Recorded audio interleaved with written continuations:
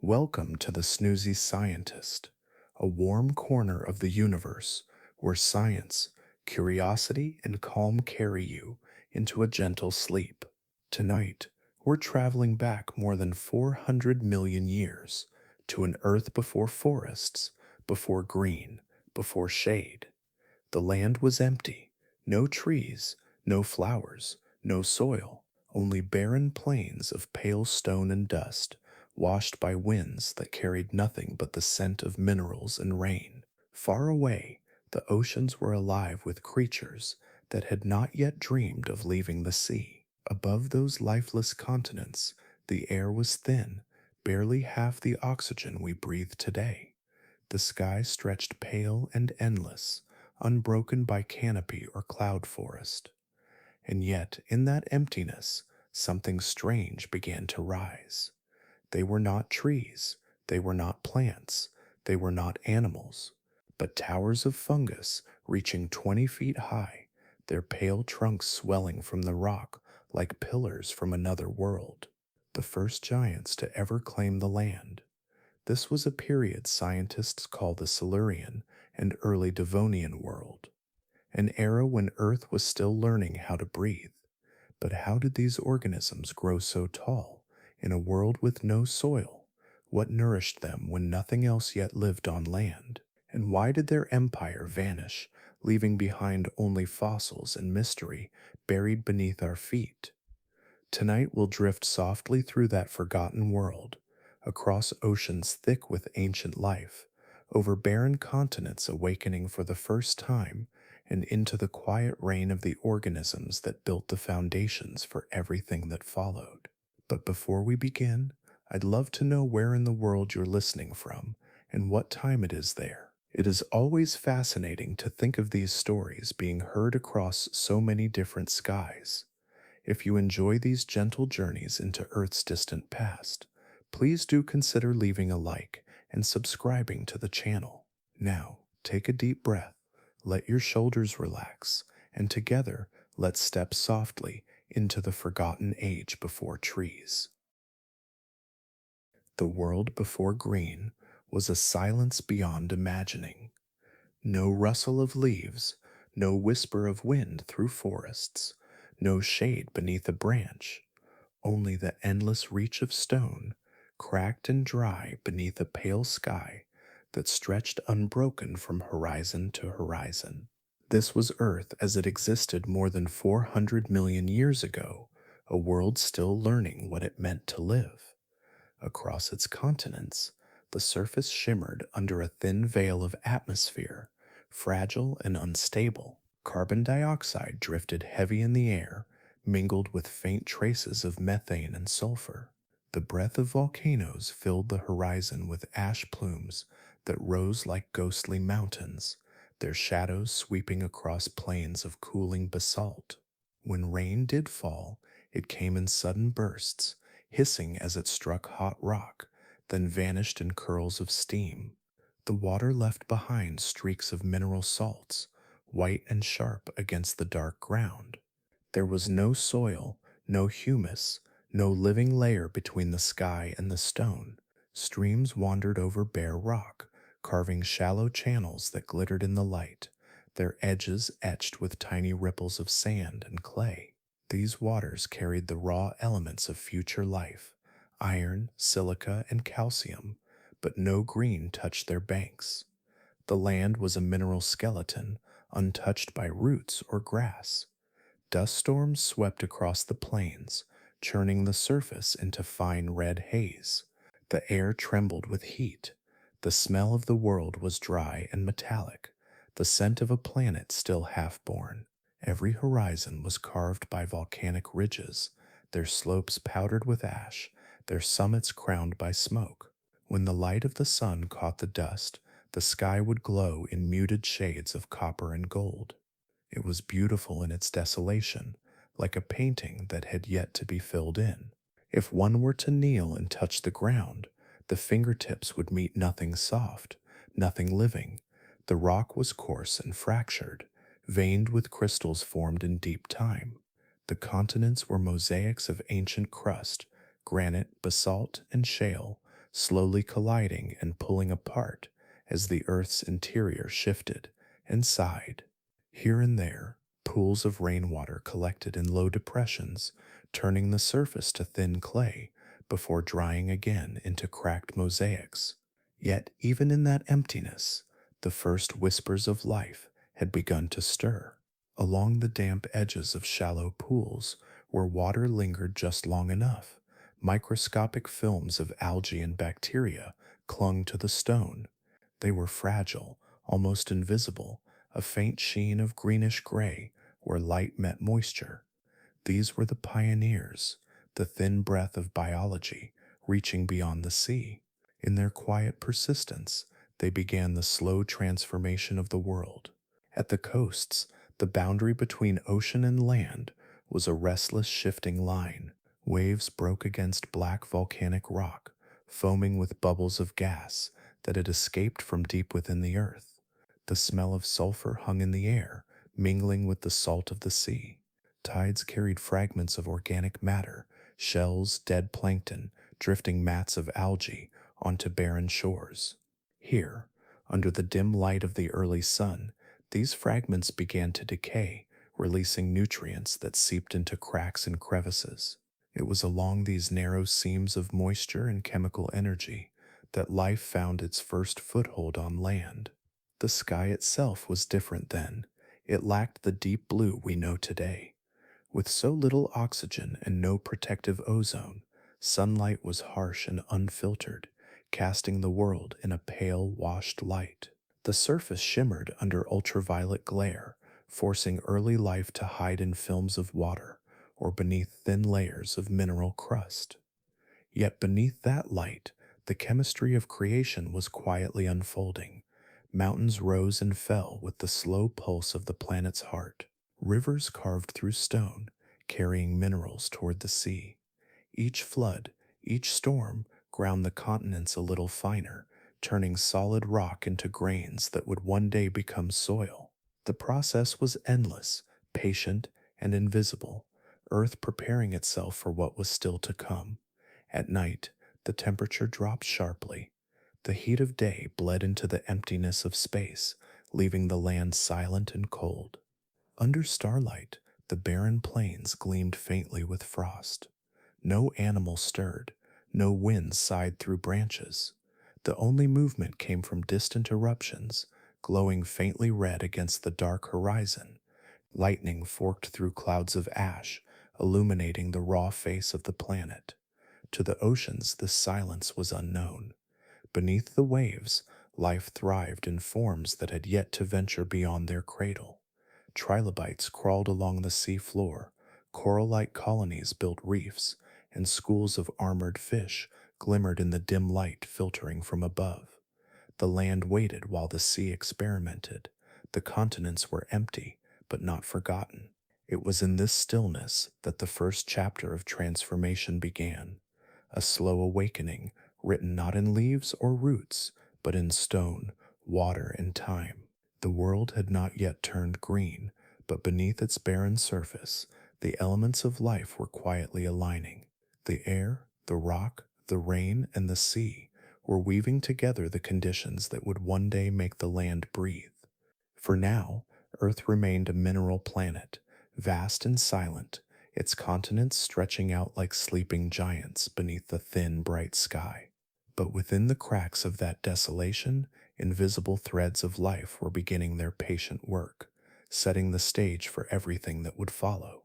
Long before forests, before the first green leaf unfurled beneath the sun, before even the continents knew the weight of a tree's shadow, something quiet had already learned the secret of survival.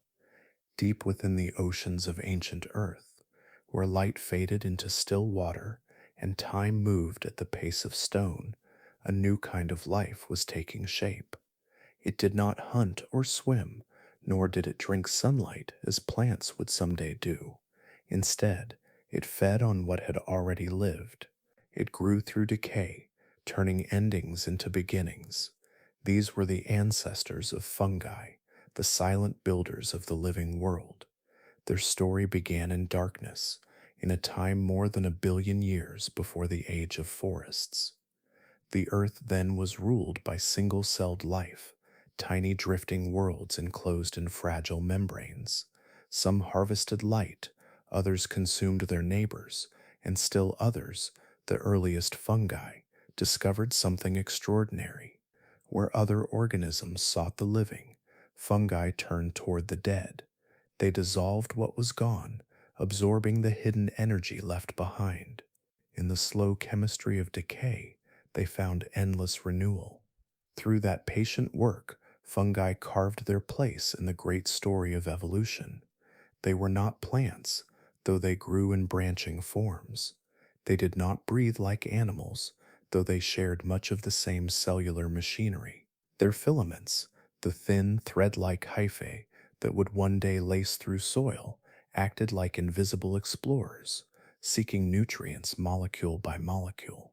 While plants captured energy from light and animals consumed other living things, fungi dissolved the boundaries between life and death, transforming what had once been alive into the raw materials of new creation. In the deep oceans, these early fungi lived among mats of bacteria and algae, weaving through colonies and feeding on their remains. It was here that their long kinship with animals quietly began.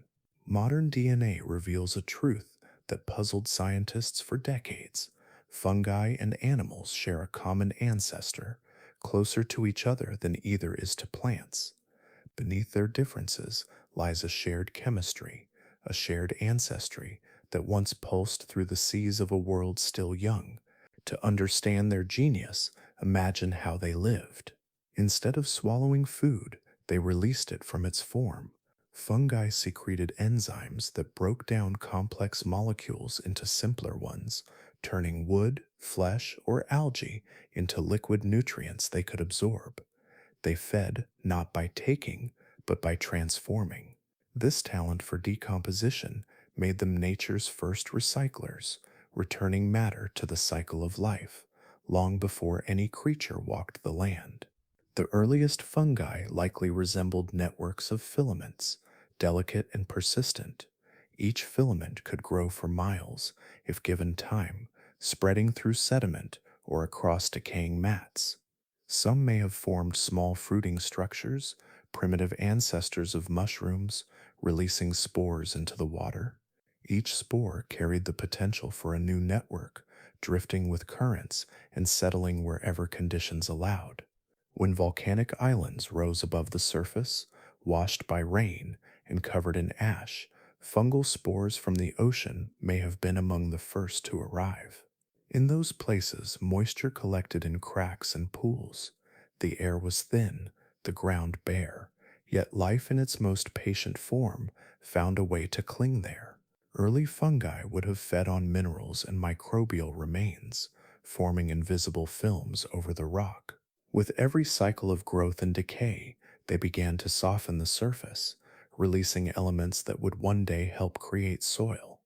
In this way, fungi acted as the planet's unseen architects. They were not builders of stone or bone, but of chemistry. Each cell was a workshop, a laboratory of reactions fine-tuned by evolution's quiet hand. They dismantled what was once whole, atom by atom, turning the past into the foundation for the future.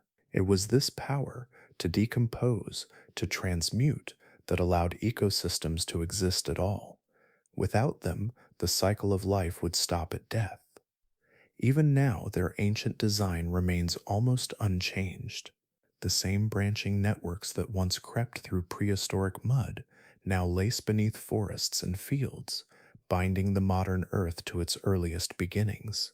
In their filaments, one can still trace the memory of that first revelation, that nothing truly ends, it only changes form. Through decay, fungi became creators. Where others perished, they endured, finding nourishment in loss. And in their endurance, they laid the groundwork for everything that would follow, for the rise of plants, for the breath of animals, for the green pulse of the living world. On the silent continents of that early age, long before a forest stirred, The first fungal networks spread through the cracks of stone and shallow pools. They left no shadow, no sound, only the quiet work of transformation. In their invisible way, they were already shaping the chemistry of the planet, preparing it for the future.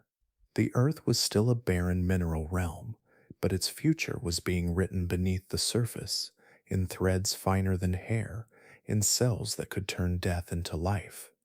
The world had found its first builders, though no one would see their work for hundreds of millions of years. Across the silent continents, the world was beginning to change. The rocky plains that had once been bare and colorless were no longer empty. The air still hung thin and sharp with the scent of minerals, and the wind still scraped across stone, but now something new was rising from the ground. It did not have leaves or branches. It did not reach for sunlight or sway in the wind. It stood pale and columnar, its surface faintly ridged like the bark of a tree, yet softer, porous, and strange. These were the giants of a world without forests. They were called Prototaxites. They appeared across the continents like silent pillars, scattered over ancient plains that stretched for miles.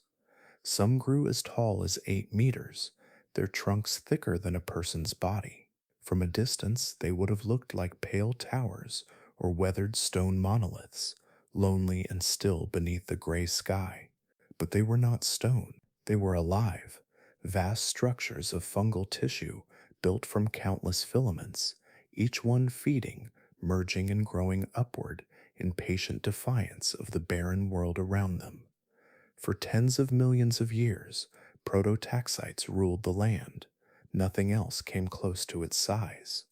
The tallest plants at the time were only knee-high, fragile green stalks clustered near riverbanks and damp soil. The rest of the continents were still mostly empty, their surfaces broken only by rock and scattered mats of microbial life. Yet across these quiet landscapes, prototaxites rose higher than any other living thing, watching over a world that had barely begun to wake. To imagine this earth is to see a planet caught between lifelessness and abundance. The ground was still a mixture of dust and raw mineral fragments, streaked with dark patches of early lichens and the thin traces of moisture that fungi followed like veins of opportunity. Here, prototaxites grew in clusters or alone, each one slowly building its hollow tower year after year. Their bodies were made of layers upon layers of hyphae, microscopic threads woven together in intricate spirals. Inside, the texture was fibrous, almost wood-like, but with none of the structure of true wood. They were made not for strength, but for persistence. Fossils of these mysterious organisms have been found on several continents, in what are now Canada, Saudi Arabia, and Scotland, among others. In their time, those lands were part of different ancient continents scattered across the globe, yet prototaxites appeared in all of them. They were truly global, spreading through spores that drifted across wind currents, carried by the same breezes that shaped the planet's dust storms. Wherever conditions were damp enough, the spores could take hold, and another tower would begin its slow rise. When their fossils were first discovered in the 19th century, scientists were baffled. The preserved remains showed a cylindrical structure with internal layering, often several feet across. To many early paleontologists, they looked exactly like petrified logs. For decades, textbooks described them as the trunks of ancient trees, the earliest forests of Earth's history. Others disagreed, arguing that the texture seemed wrong, more like a rolled mat of algae or a coral-like form from the sea. Some even believed prototaxites might have been a strange kind of seaweed that had washed ashore and fossilized where it landed. The debate lasted more than a century. Each new discovery deepened the mystery. The fossils did not contain the ring structures of wood, nor the clear signs of vascular tissues that plants use to carry water and nutrients. Instead, thin filaments crisscrossed through the interior, branching and fusing in patterns unlike anything from trees or algae. The more scientists studied the fossils, the less sense the tree theory made. It was not until the early 2000s that new technology helped reveal the truth. Chemical and isotopic analyses showed that the composition of prototaxites did not match any known plant. Instead, it matched fungi, particularly the kinds that live by absorbing and recycling organic matter.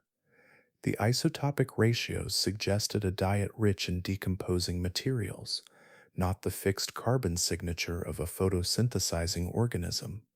At last, after more than 100 years of confusion, the giant of the ancient land was recognized for what it truly was, a fungus.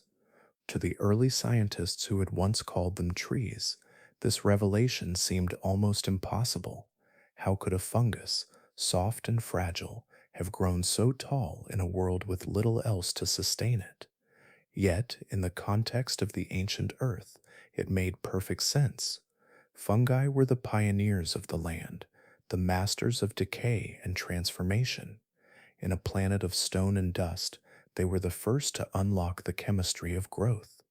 Prototaxites was simply the culmination of that early fungal genius, a living tower built not from sunlight, but from the quiet digestion of the dead. Standing beside one of these giants, the air would have smelled faintly of minerals and dampness, like the breath of rain on stone. Its surface would have been rough and dry to the touch, with subtle ridges spiraling upward. Beneath its base, an unseen network of filaments spread deep into the ground, threading through cracks and crevices, drawing nutrients from decaying microbial mats and the faint traces of life that washed ashore from the sea. For countless ages, prototaxites remained the tallest life form on Earth, the first great silhouette against the sky. Long before forests rose, these fungal towers shaped the planet's chemistry, returning carbon to the air and minerals to the soil.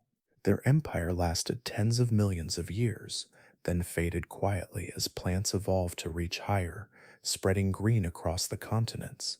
But in that long and silent reign, prototaxites had already proven something extraordinary, that life could rise even in a world without trees, without roots, without light to guide it. It stood as the first monument of Earth's living ambition, a tower born from decay, lifting itself patiently toward the pale ancient sky. Across the quiet plains of that ancient world, the giants stood still as pillars of pale stone. Their trunks rose higher than any other living form, simple in shape, yet monumental in presence. Prototaxites had no leaves to flutter in the wind, no bark or branches to gather sunlight. It grew from a surface of rock and sand where almost nothing else could survive.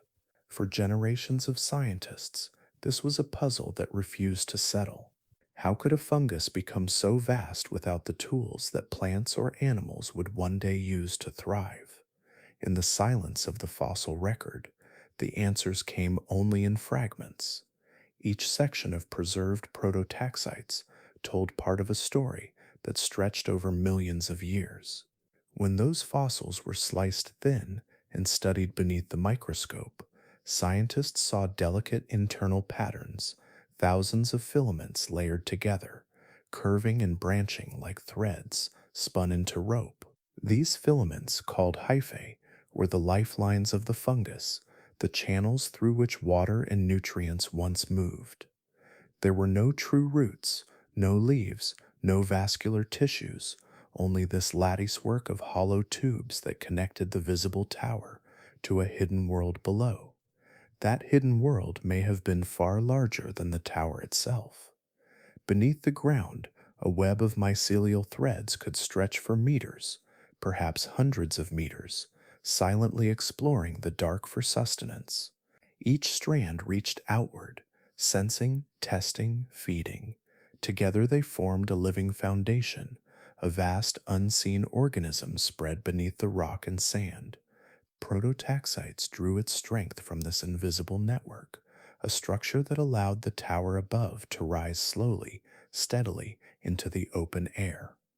Some researchers believe these giants fed on the remains of microbial mats, thin layers of algae, bacteria, and early lichens that clung to the edges of rivers and tidal flats.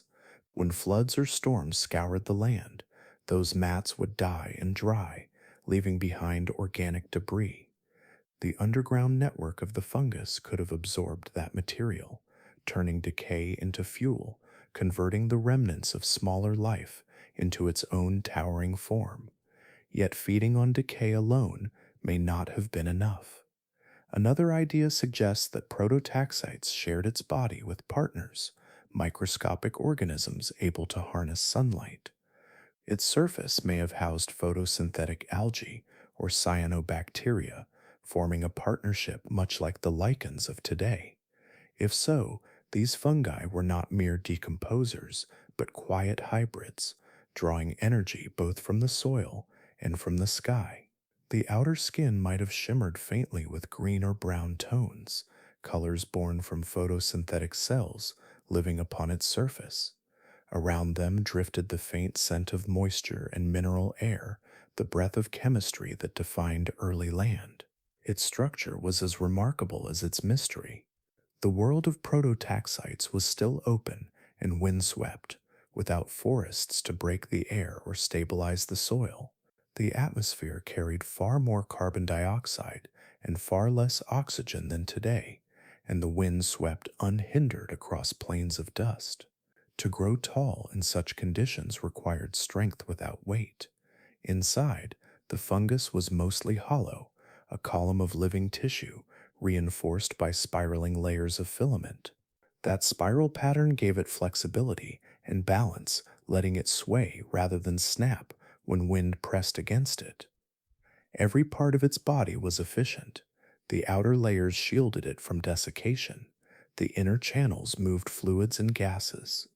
Without wood or leaves, it used architecture and patience to reach heights no other organism could match. The air itself may have favored its metabolism, rich in the gases fungi use to drive their chemistry. And in this nearly empty world, there were no trees to shade it, no herbivores to consume it, no competition to restrain its slow ambition. To stand near one would have been to face a silent monument, a pillar rising from stone, drinking from the hidden currents below and the light above. Its surface might have been rough and dry to the touch, yet within, its filaments pulsed with the quiet rhythm of life. Each breeze that passed between the trunks would have carried a faint mist of spores, drifting across the land like a whisper of possibility.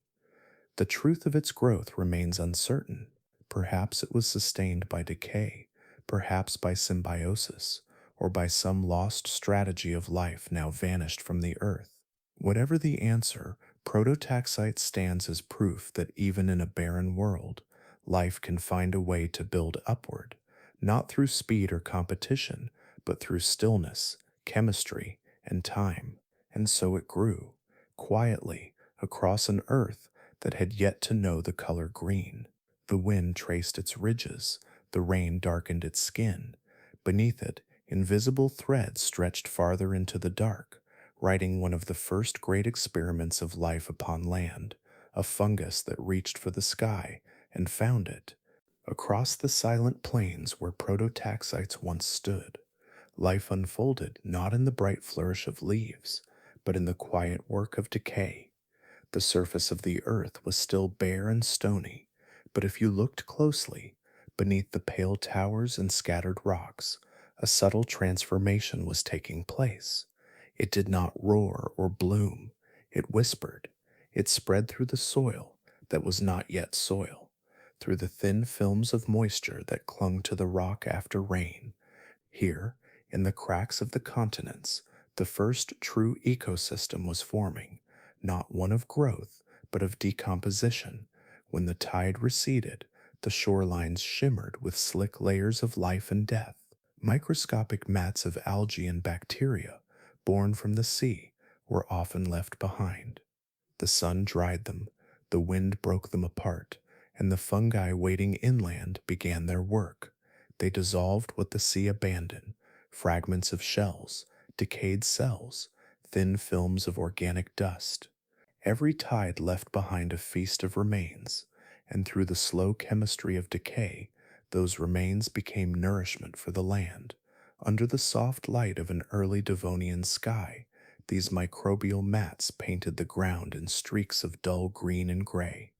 Each film was alive with movement too small for the eye to see, yet every square inch pulsed with reactions that would someday define the living earth. Gases bubbled faintly from the surface: carbon dioxide, methane, traces of sulfur, rising from the slow conversation between the dead and the living. This was the planet's first breathing, not through lungs or leaves, but through decomposition. Fungi were at the center of it all, weaving invisible threads through the debris. Their filaments spread outward, delicate yet relentless, binding grains of sand, coating pebbles, forming dark, spongy crusts that softened the edges of the barren world. The earth that had once been a mineral desert was now changing, molecule by molecule. Beneath each fungal strand, minerals dissolved, releasing phosphorus, iron, and other elements. The surface was becoming chemically alive. Where rivers met the sea, the cycle deepened. Water carried fragments of dead marine life onto the shore, the remains of plankton, seaweed, and tiny animals that had never known the land. When the waves pulled back, the fungi moved in, feeding on what was left. They did not waste, they took what had fallen, broke it down into its smallest pieces, and shared it with the microbes that followed. Each reaction made the next possible. Each death became the beginning of something else. In this landscape, nothing stood apart for long. The boundaries between living and non-living blurred. Rock became nutrient, nutrient became fungus, fungus became spore, and the spore drifted away to begin the cycle again. Wind carried these spores across the continents, settling them in cracks, riverbeds, and damp hollows. Each new colony became a center of activity, a place where chemistry met biology. The smell of this world would have been rich and strange, metallic, salty, and faintly sour. The air was not yet thick with the scent of vegetation. Instead, it carried the breath of minerals and the slow sweetness of decay. Rain released that scent as it fell, waking up the dormant spores and darkening the ground with life invisible to the eye. Even the color of the land began to change. Once pale and sun-bleached, the continents now darkened in places where fungi spread. The thin biofilms that covered the rocks absorbed sunlight differently, turning patches of terrain into mosaics of gray, brown, and dull green. It was not the lush green of forests, but it was a beginning, the first hint of an organic skin wrapping itself over the raw bones of the earth. Deep within these layers of decay, complex chemical exchanges took place. Fungi broke large molecules into smaller ones, freeing energy and releasing gases that drifted into the atmosphere. These reactions gradually reshaped the air, balancing the gases that the planet would later need for forests to thrive. The slow work of decomposition was becoming a planetary process, and so the first ecosystem was not one of towering life, but of constant transformation. It was built not from sunlight, but from memory, from the remains of what had once lived. Every inch of the surface was part of the exchange. Spores settled, hyphae spread, microbes multiplied, and organic dust fed them all. The land, once silent, now murmured softly with unseen activity. If one could walk across this world, each step would release tiny bursts of scent, the trace of a process too ancient to name. Beneath the feet, layers of fungal tissue and microbial film would compress and release moisture, whispering like breath between stones. And above, the towers of prototaxites rose, their pale forms catching the dim light as their underground networks joined the same web of decay that sustained everything around them. This was how the barren earth became alive, not through growth but through breakdown, The first ecosystem was a world of decomposition, a slow alchemy that turned death into possibility. Through the patience of fungi and the persistence of the microscopic, the planet's surface began to change. The land was no longer silent stone. It was a living chemistry, a landscape of decay, quietly preparing the way for everything that would come after. Beneath the towers of prototaxites, and across the damp plains where the scent of mineral rain lingered, the surface of Earth was quietly changing. The stone that had once seemed eternal was beginning to soften, not through pressure or heat, but through chemistry, the quiet work of living things. In that gray, motionless world, fungi began their greatest transformation. They became the architects of soil. Each filament of mycelium that crept through the bedrock carried the potential to reshape the surface of the planet. The threads were impossibly thin, finer than the edge of a hair, yet they spread endlessly below ground, exploring, sensing, dissolving.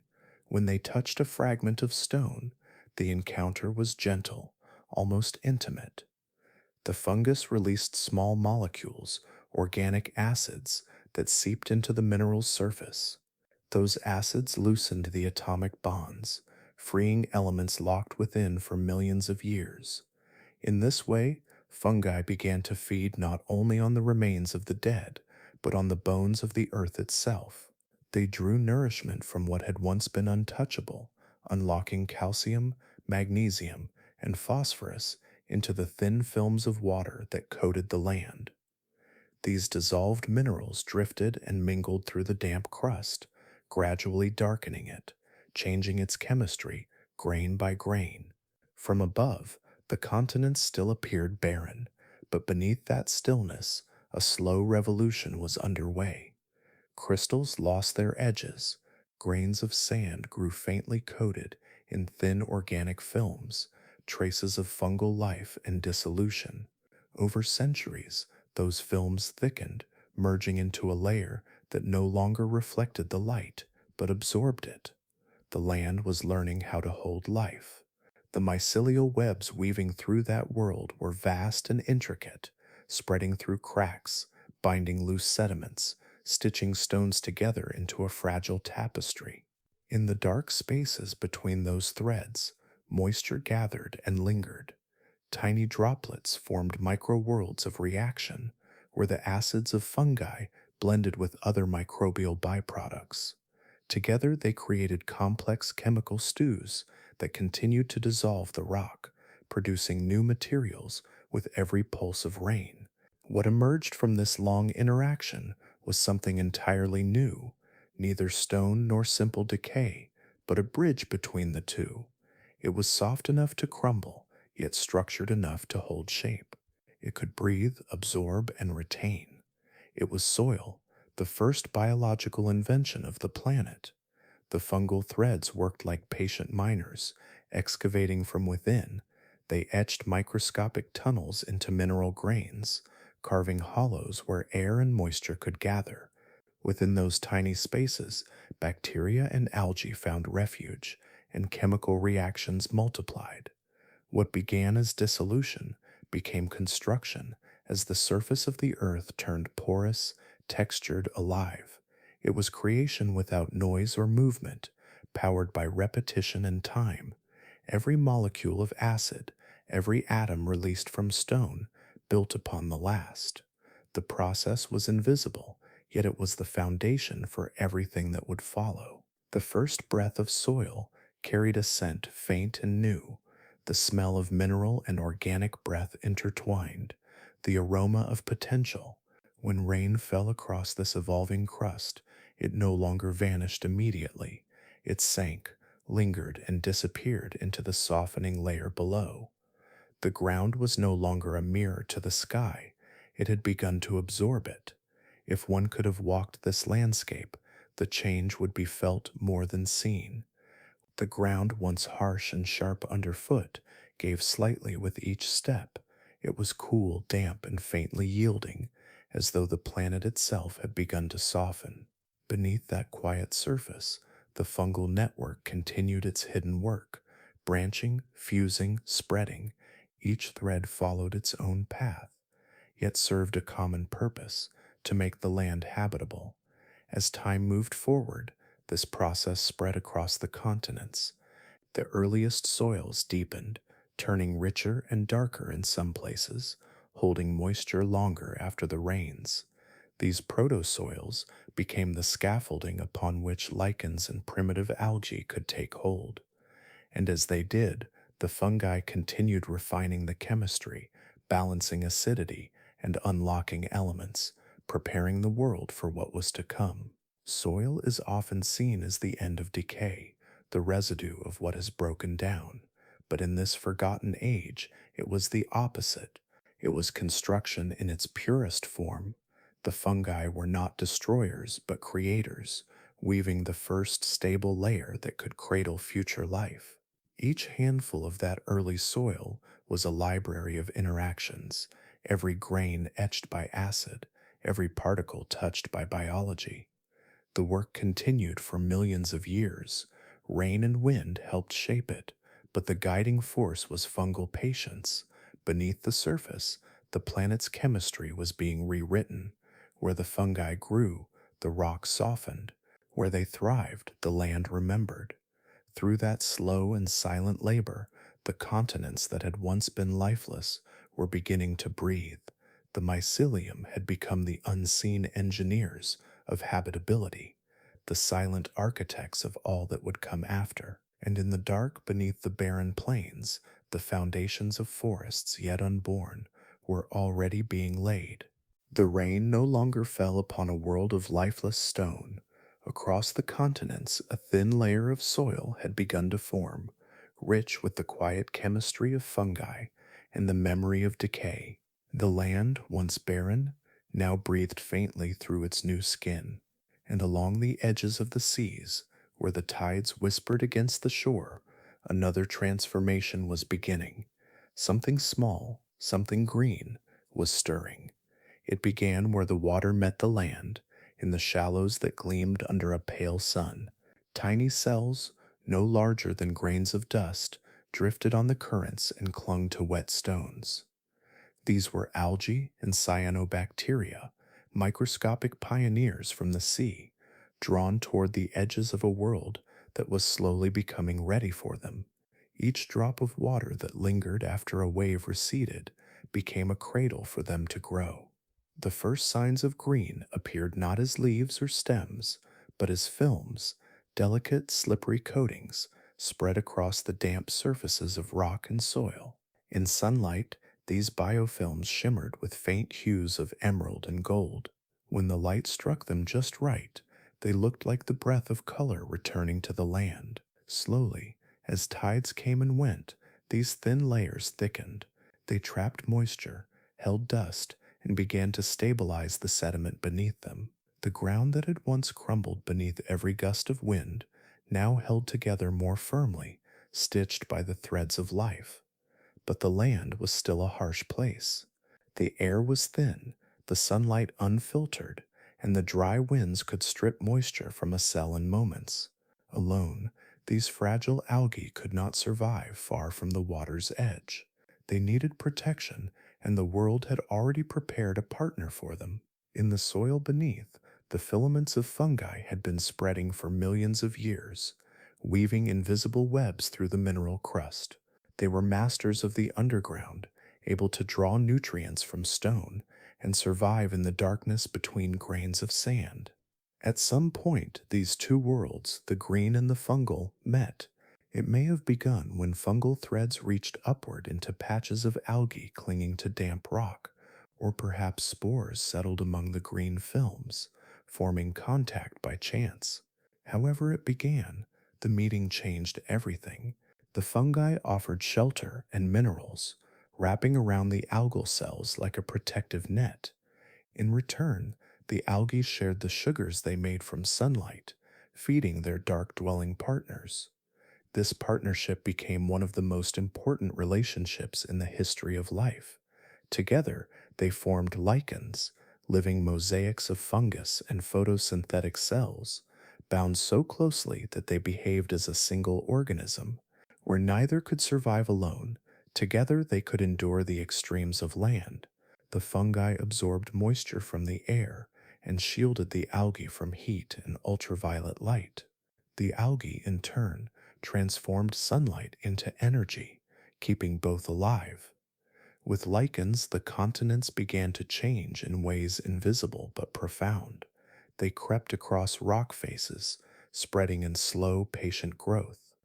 Over decades and centuries, they etched the stone beneath them, releasing acids that dissolved minerals and deepened the first soils.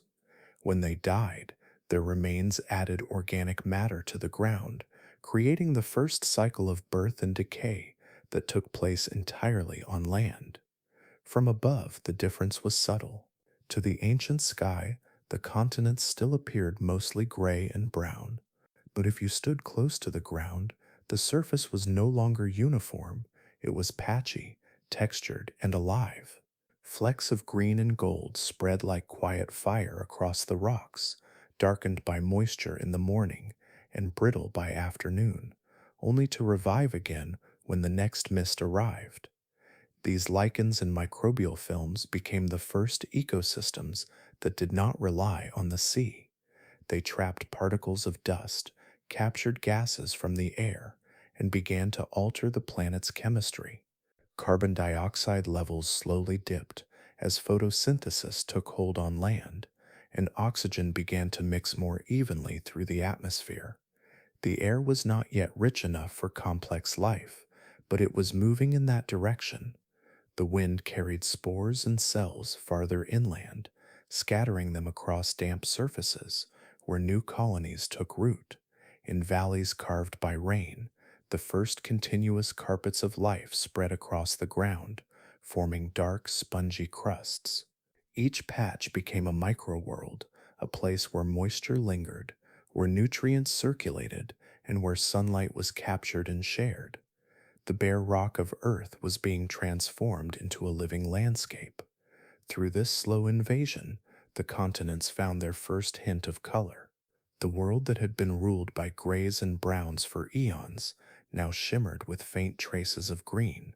It was not yet a forest, not even grass, but it was a beginning, the first step toward a fertile planet. And in the quiet partnership between fungi and algae, the blueprint for future life was written. It was a union of opposites, of darkness and light, of mineral and air, creating something entirely new. The land, once a place where nothing could endure, was now learning to sustain. And though the lichens moved only a few millimeters each year, they carried within them the promise of everything that would one day grow above and below. The green that had begun to creep across the shores was faint and fragile, but its presence was enough to start reshaping the planet. The lichens and microbial films that now coated the rocks were not simply survivors clinging to existence. They were workers, quietly rewriting the atmosphere, drop by drop, breath by breath. Across the continents, sunlight poured through thin air and touched surfaces that were no longer bare stone. The lichens shimmered softly in the morning light, tiny specks of green and gold covering the gray terrain. Within them, the partnership of fungus and algae continued its slow labor, feeding, exchanging, transforming. With every moment of photosynthesis, oxygen slipped into the air. The molecules were light and restless, drifting upward where none had gone before. It was not the sudden surge of oxygen that would one day sustain forests and animals, but the earliest hint of change. For the first time, the breath of the land began to mix with the breath of the sea. The algae and cyanobacteria that had long filled the oceans with oxygen now found their partners on the continents, spreading the same transformation across dry ground.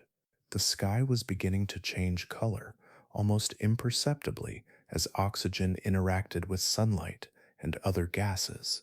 The once hazy air was becoming clearer. As the lichens continued to grow, they also pulled carbon dioxide from the atmosphere. Each cell that captured sunlight drew a tiny fraction of that gas into itself, converting it into organic matter. The change was small on any single day, but it was relentless. Over countless years, the balance of gases in the air began to shift. The high levels of carbon dioxide that had once kept the planet hot started to fall, and with that decline, the world began to cool. The cooling came gently at first. The days remained warm under the bright ancient sun, but the nights stretched a little colder.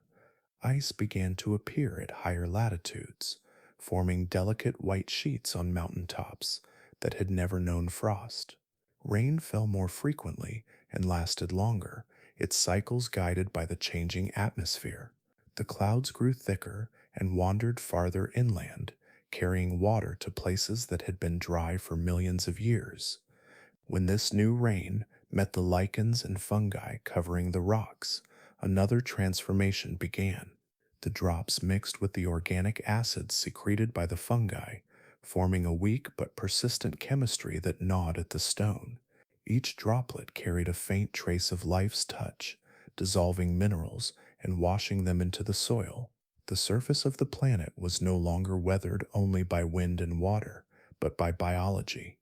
This interaction between life and rock accelerated the planet's natural erosion. Fungal networks penetrated microscopic cracks, widening them over time. The lichens trapped moisture that would otherwise have evaporated, keeping surfaces damp and active. When the rain fell, it carried with it the products of this living weathering, minerals, carbonates, and nutrients, which flowed down to the rivers and eventually to the sea.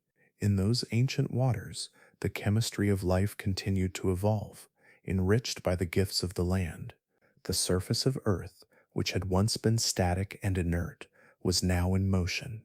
Every grain of dust carried traces of organic compounds. The land, the air, and the sea had become intertwined in a cycle driven not by volcanoes or heat, but by the smallest forms of life. The fungi and lichens were terraforming the planet without intention, their collective work shaping a world they could never see. The cooling atmosphere changed more than the climate. It altered the rhythm of the wind and the behavior of rain. The sound of storms deepened as drops struck new, softer ground.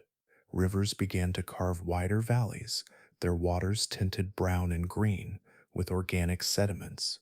These rivers carried nutrients inland and back again, spreading the ingredients of future life.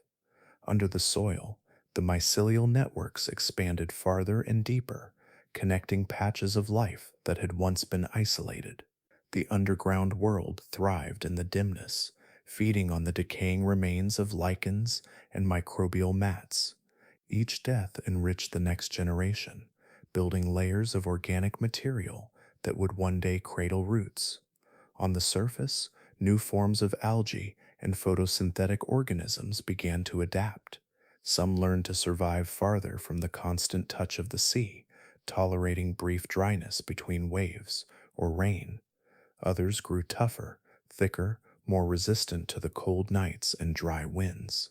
The land, now cooled and chemically softened, was no longer hostile. It was beginning to welcome the idea of plants. From the sky, the change would have been beautiful in its simplicity. The continents that once gleamed pale under the sun now showed faint traces of darker hues, mottled greens and browns spreading in thin, uneven veils. When clouds drifted across, the ground below seemed to breathe, brightening in sunlight, darkening in shadow, alive in a way it had never been before. The fungi and lichens continued their patient work, unaware that they were building the foundation for forests.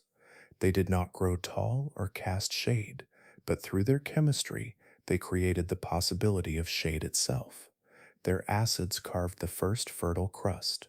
Their photosynthesis colored the first breaths of air. Their partnership with rock and water wove the earliest fabric of the living planet. And so the land, softened by life and cooled by air, was readying itself for a new age, a green age that would rise slowly from the soil they had made. The stage was set. The continents were no longer empty. The world was prepared for its first true plants. The continents had cooled beneath softer skies. Thin soils now coated the once barren stone, and pale green lichens spread across the damp surfaces like slow fire. In that dimly lit world, life had taken root not through speed or strength, but through patience, and among all the quiet forms that crept and fed and spread, one kind of life rose higher than the rest. The fungi, ancient, tireless builders of chemistry and decay, had become the planet's new architects. Across the lowlands and river deltas, where mists gathered in the mornings and lingered until dusk, immense shapes began to rise from the soil. They stood alone or in clusters, their pale trunks lifting toward the sky in silence. From a distance, they might have looked like strange trees, though no leaves crowned their tops and no branches reached outward. Their surfaces were smooth, ridged only faintly, like the spiraling growth of shells. They were the giants of this quiet world, and their reign would last for millions of years. The largest among them, forms like prototaxites, stretched up to 8 meters tall, their hollow bodies filled with air and threads of living tissue. Around their bases, smaller fungi spread outward in tangled networks, feeding the soil that fed them in return. Together, they formed vast fungal landscapes stretching across valleys and plains, following rivers that wound through newly softened earth. These were the first forests, not of leaves and branches, but of towering fungal columns rising from the land like ancient monuments. When sunlight broke through the haze, it painted the landscape in muted colors. The giants glowed faintly in the morning light, their surfaces glistening with dew. Between them, the ground was dark and spongy, blanketed by mats of smaller fungi and threads of mycelium that wove together like living fabric. The air was damp, thick with the scent of minerals and faint sweetness of decay. In this stillness, spores filled the air. They were the seeds of the fungal world, released in clouds so vast they dimmed the light for moments at a time. Each one was a tiny vessel of life, no heavier than dust, carried by the wind across continents. When the air currents shifted, they drifted in shimmering waves, rising and falling like breath over the landscape. To see it from above, if one could, would have been to witness Earth's first airborne ecosystem, a world where the sky itself carried life. These spores settled on damp soil, on rock, on the remains of other fungi, and each one that found moisture began again. It sent out threads in every direction, seeking food, warmth, and connection. Slowly, silently, the mycelial webs expanded until entire valleys were linked underground, each fungus part of a larger network. The earth beneath was alive with invisible threads, carrying nutrients and signals, bridging distances in ways unseen but deeply felt. The rhythm of this world was slow and constant. There were no animals to graze or trample, no insects to burrow or hum, only the cycles of rain and wind and the endless exchange between life and death. Fungi fed on the remains of the lichens that had come before, on the dead cells of algae, on the thin layers of organic dust that collected in the hollows of the land. Every act of decay gave rise to new life, and in this looping pattern, the planet found balance. In the evenings, fog drifted low across the fungal plains, curling around the tall trunks until they vanished into a haze of white. The air cooled quickly once the sun dipped below the horizon, and droplets of moisture condensed on every surface. When the wind blew, the tops of the fungi swayed slightly, creaking faintly, their hollow interiors resonating with a sound almost like breath. It was a world that pulsed in silence, where even stillness carried movement. Over time, the fungal landscape spread farther inland. They followed the courses of ancient rivers and the edges of deltas where sediment collected. In some places, the towers stood so close together that their shadows touched, forming dim corridors beneath them where smaller fungi thrived in the filtered light. In others, they rose in isolation across open plains, each one a solitary giant reaching toward the pale sky. The atmosphere, though still thin, now carried a faint sweetness, rich with organic compounds from the spores that drifted endlessly. Rain mixed with these compounds, falling back to the ground as a chemical baptism, feeding the very systems that produced it. The cycle of life had expanded beyond the sea, wrapping the continents in a rhythm that would never be broken again. It was a time of quiet grandeur. For millions of years, fungi ruled the land unchallenged. Their reign was not built on conquest or speed, but on chemistry, patience, and persistence.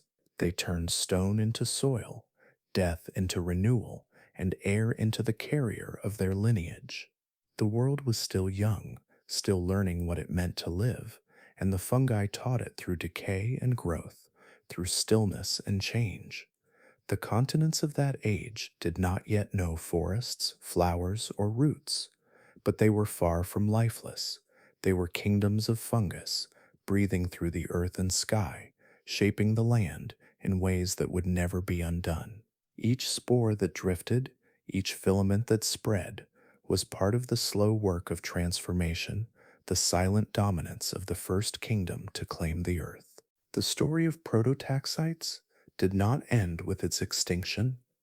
Long after the last of these towering fungi had crumbled into the soil, their remains lay waiting beneath layers of rock and time.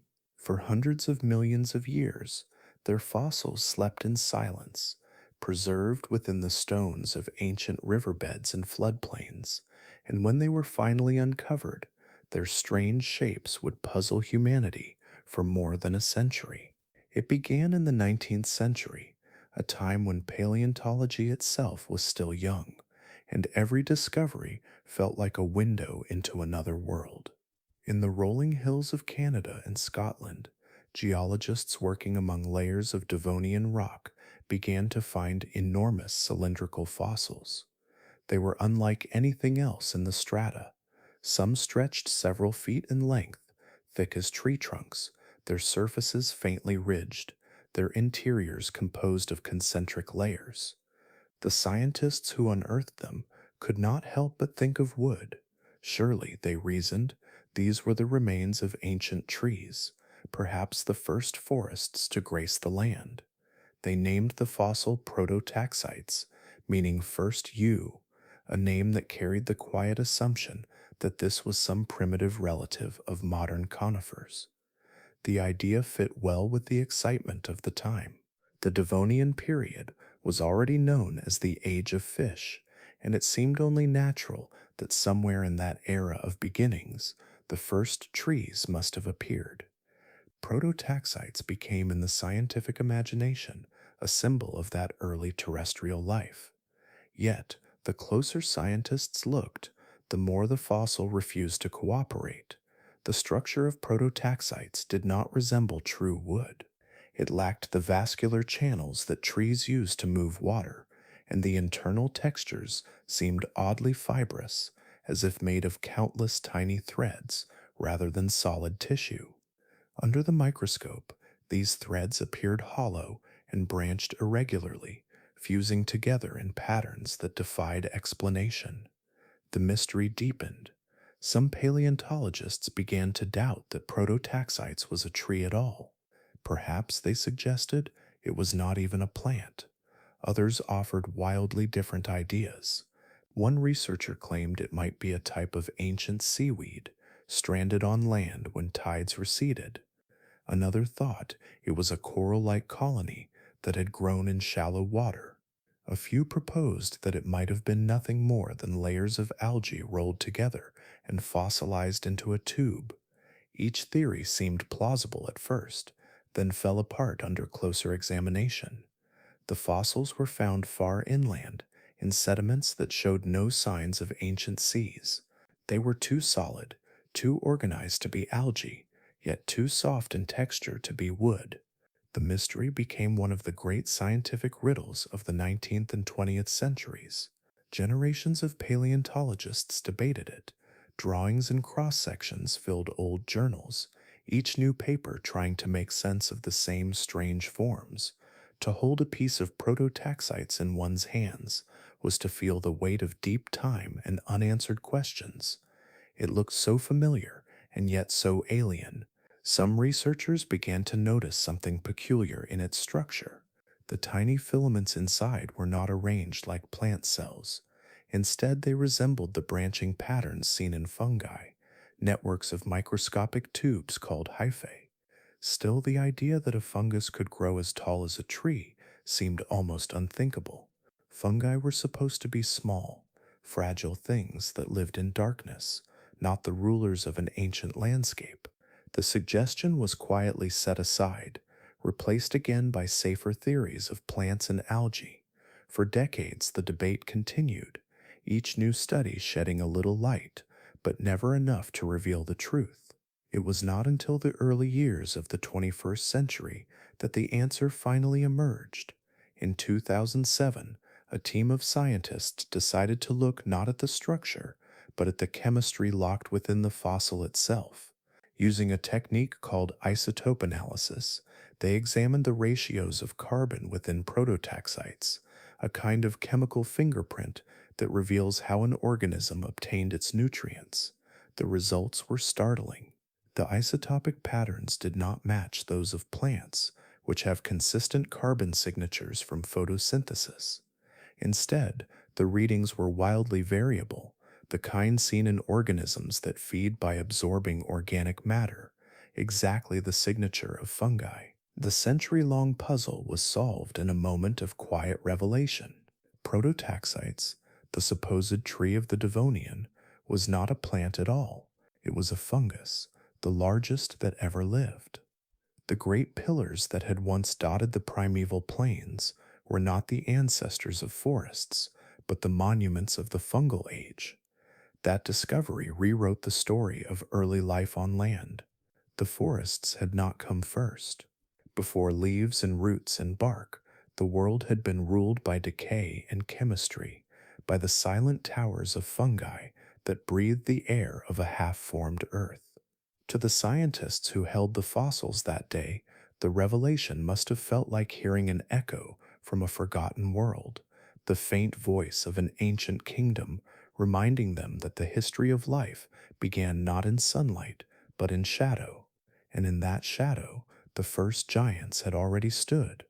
The world was still quiet. The continents, softened by time and soil, rested beneath skies that had begun to turn a deeper shade of blue. Fungi reigned across the plains, their pale towers rising where the air held moisture and the ground held decay.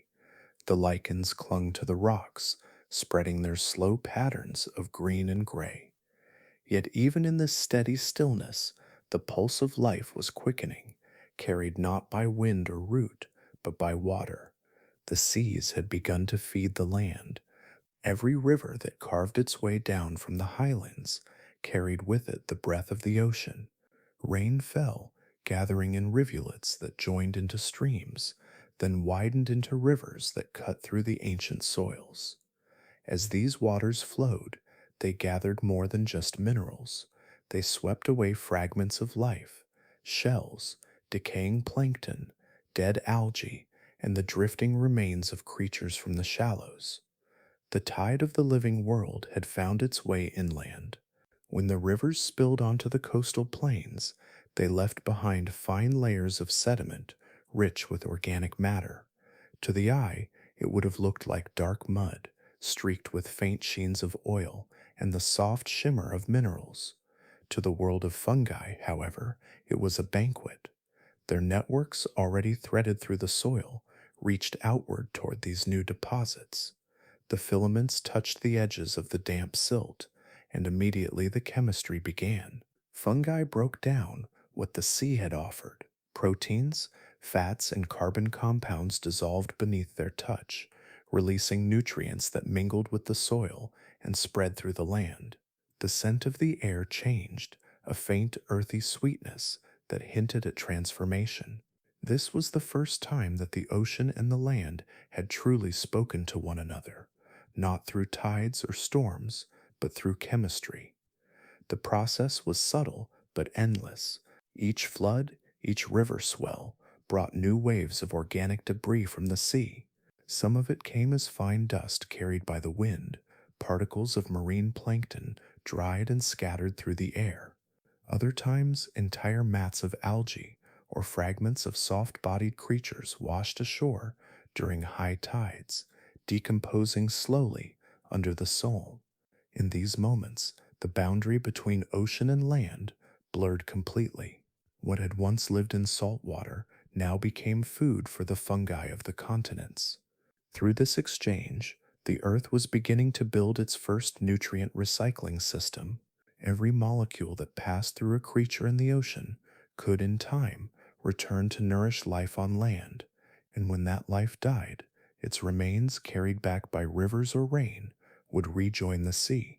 The planet had found a rhythm, a gentle heartbeat that linked all its corners together. To imagine this world is to see a landscape shaped by water.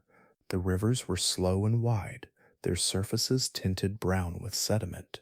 Pools collected at their edges, shining like mirrors in the sunlight, their surfaces rippling softly under the faintest breeze. In the shallows, the dark mud glistened, alive with fungal threads and mats of microbial life. Each droplet, each grain, carried stories of distant oceans and ancient rain. As these systems deepened, the chemistry of the continents changed once more.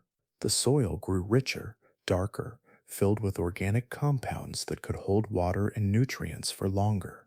The balance between decay and renewal became more efficient. Where once the land had been a passive stage for the fungi's slow dominion, it was now an active participant, breathing, absorbing, and feeding. The connection between ocean and land also shaped the atmosphere. As organic matter decayed inland, gases escaped into the air, mingling with the growing reserves of oxygen produced by lichens and algae. The balance of life's chemistry rippled outward, influencing the color of the skies, the movement of clouds, and even the softness of the rain.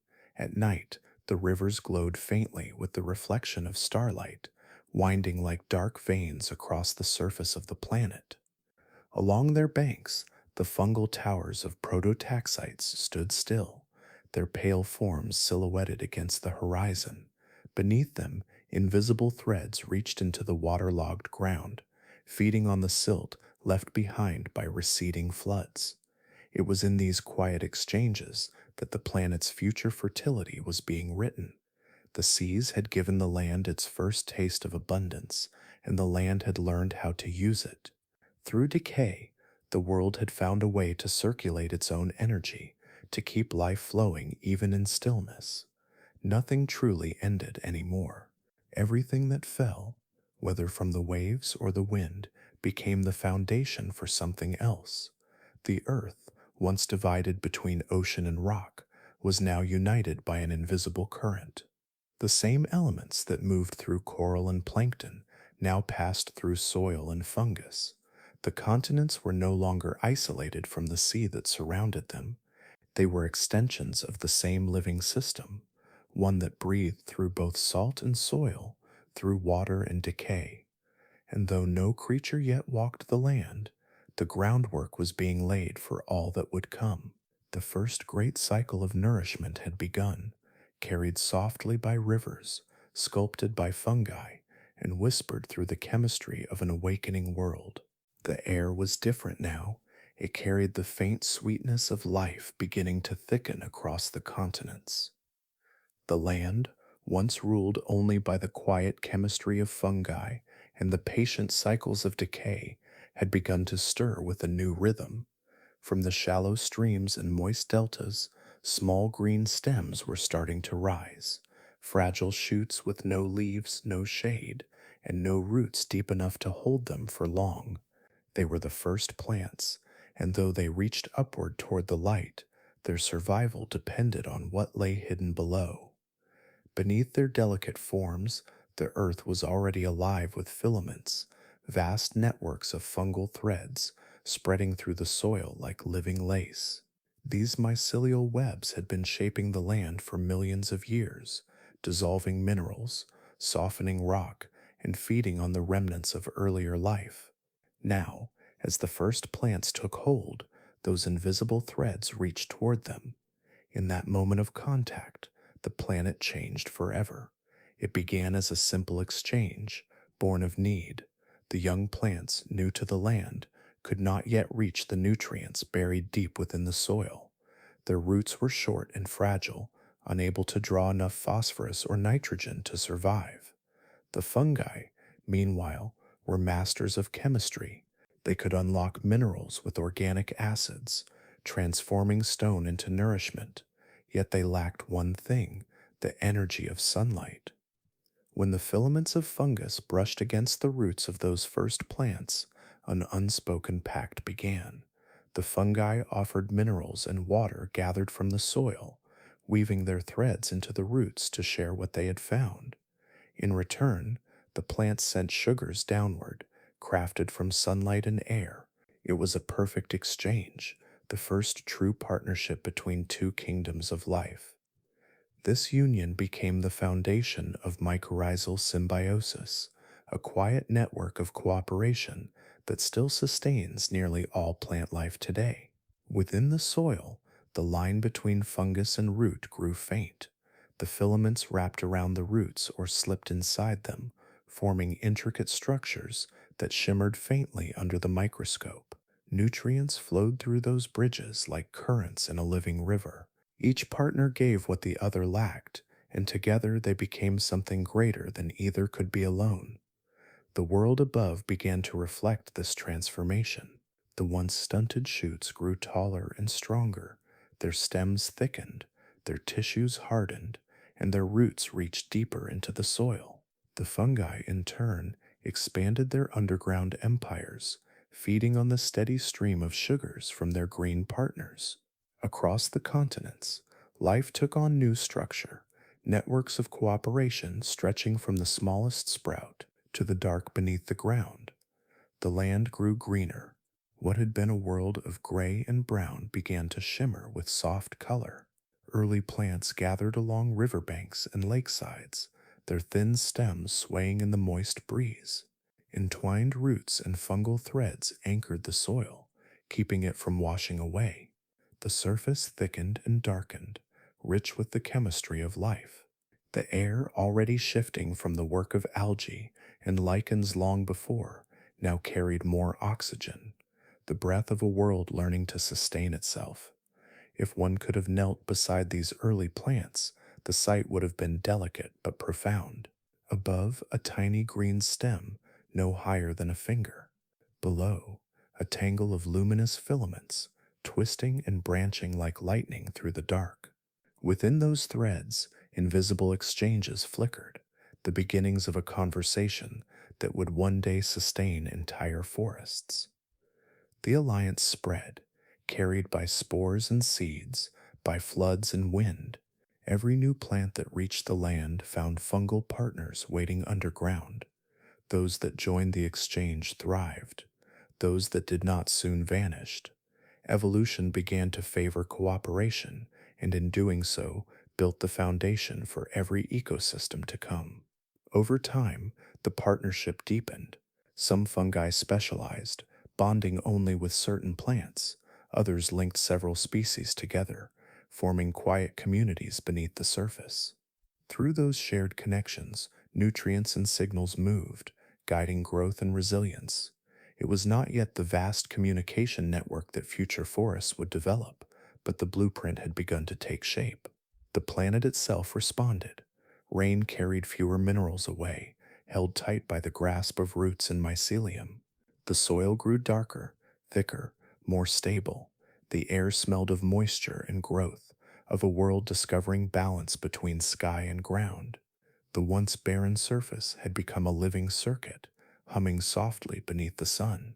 This was the beginning of everything that would follow. The silent partnership between fungus and plant would give rise to forests, to meadows, to the tangled green ecosystems that would one day support animals and eventually us. Yet for now, there was only stillness. The first roots and the first threads lay intertwined, sharing life in both directions. Above them, the world remained quiet, unaware that beneath its surface, the future had already begun. Across the continents, the air shimmered faintly with warmth. The rains had grown softer, the soils richer, and the quiet work of fungi beneath the surface had prepared the land for something new. For millions of years, the world had been a kingdom of decay, ruled by pale fungal towers that drew their strength from death and chemistry. But now, the light above was calling to a different kind of life. The green world, long confined to the sea, was beginning to reach upward from the soil. At first, it was almost imperceptible. Along the edges of rivers and marshes, tiny green shoots began to appear, delicate stems no higher than a finger, sprouting from the damp earth. They were simple in form, little more than thin cylinders, branching sparsely, without leaves or roots as we know them. Yet within their hollow stems ran a new invention, vascular tissue, tiny tubes that carried water upward and nutrients downward. This was the birth of circulation, a quiet revolution in the story of life. Among these first pioneers was a small plant called Cooksonia. It did not resemble the forests that would one day cover the earth. Its body was bare and fragile, its green stems dividing like forks at the top, each branch ending in a tiny capsule that released spores into the wind. But for all its simplicity, Cooksonia carried within it the blueprint for every tree, fern, and flower that would follow. Its slender form represented something profound, the first true conquest of the land by plants. The air at ground level was still thin and dry, and sunlight poured freely over the landscape. Where the fungi once towered alone, these new plants began to rise in scattered clusters, their green surfaces glinting softly in the light. They did not need to dissolve rock for sustenance. Instead, they captured sunlight directly, turning it into food. For the first time, energy flowed from sky to soil rather than the other way around. As these small vascular plants spread, they began to change the land around them. Their stems slowed the wind, trapping dust and moisture. Their decaying bodies enriched the soil, adding organic layers that held water more effectively. The fungal networks that had once dominated the underground began to merge with the roots of these plants, forming new symbiotic connections. Together, they strengthened each other, the fungi feeding on the sugars made by plants, the plants absorbing minerals delivered by the fungi's filaments. The green patches expanded slowly, almost shyly at first, following the rivers and low wetlands where water was abundant. But over time, they crept farther inland, colonizing higher ground. Their spores traveled on the wind, settling wherever they could find a bit of dampness and shelter. Each new sprout brought a touch more color to the landscape. What had once been a palette of gray and brown now shimmered faintly with green. To the towering fungi, this was a subtle but unstoppable challenge. The sunlight that had once bathed their pale trunks was now intercepted by the spreading mats of vegetation below. The air grew thicker with oxygen and moisture, conditions that favored plants more than fungi. Slowly, the fungal giants began to fade. Their reign had lasted tens of millions of years, but the quiet persistence of the green world was rewriting the surface of the planet. The Earth's chemistry responded in kind. As plants photosynthesized, they drew in carbon dioxide and released more oxygen into the air. The sky became bluer, the climate cooler, rain fell more frequently and lingered longer, nourishing the growing patches of vegetation. The rivers ran clearer, carrying fewer minerals from erosion, for the plants held the soil in place. Even the smell of the world changed. The scent of minerals and decay was now joined by the faint freshness of living green. By this time, the continents would have looked almost unfamiliar compared to their former emptiness. The fungal towers still stood in some places, their pale forms catching the light of the afternoon sun, but around their bases grew carpets of green stems that reached ever higher. Over the years, the balance shifted. The old giants withered, their hollow trunks collapsing into the soil, while new generations of plants filled the spaces they left behind. The light that filtered through the atmosphere now had purpose. It fed not just chemistry, but growth. As the plants spread, they transformed the very rhythm of the planet. Water cycles deepened, the air grew more stable, and the surface began to pulse with the steady exchange of life. The green world was learning how to breathe. From a distance, it might still have seemed a quiet planet.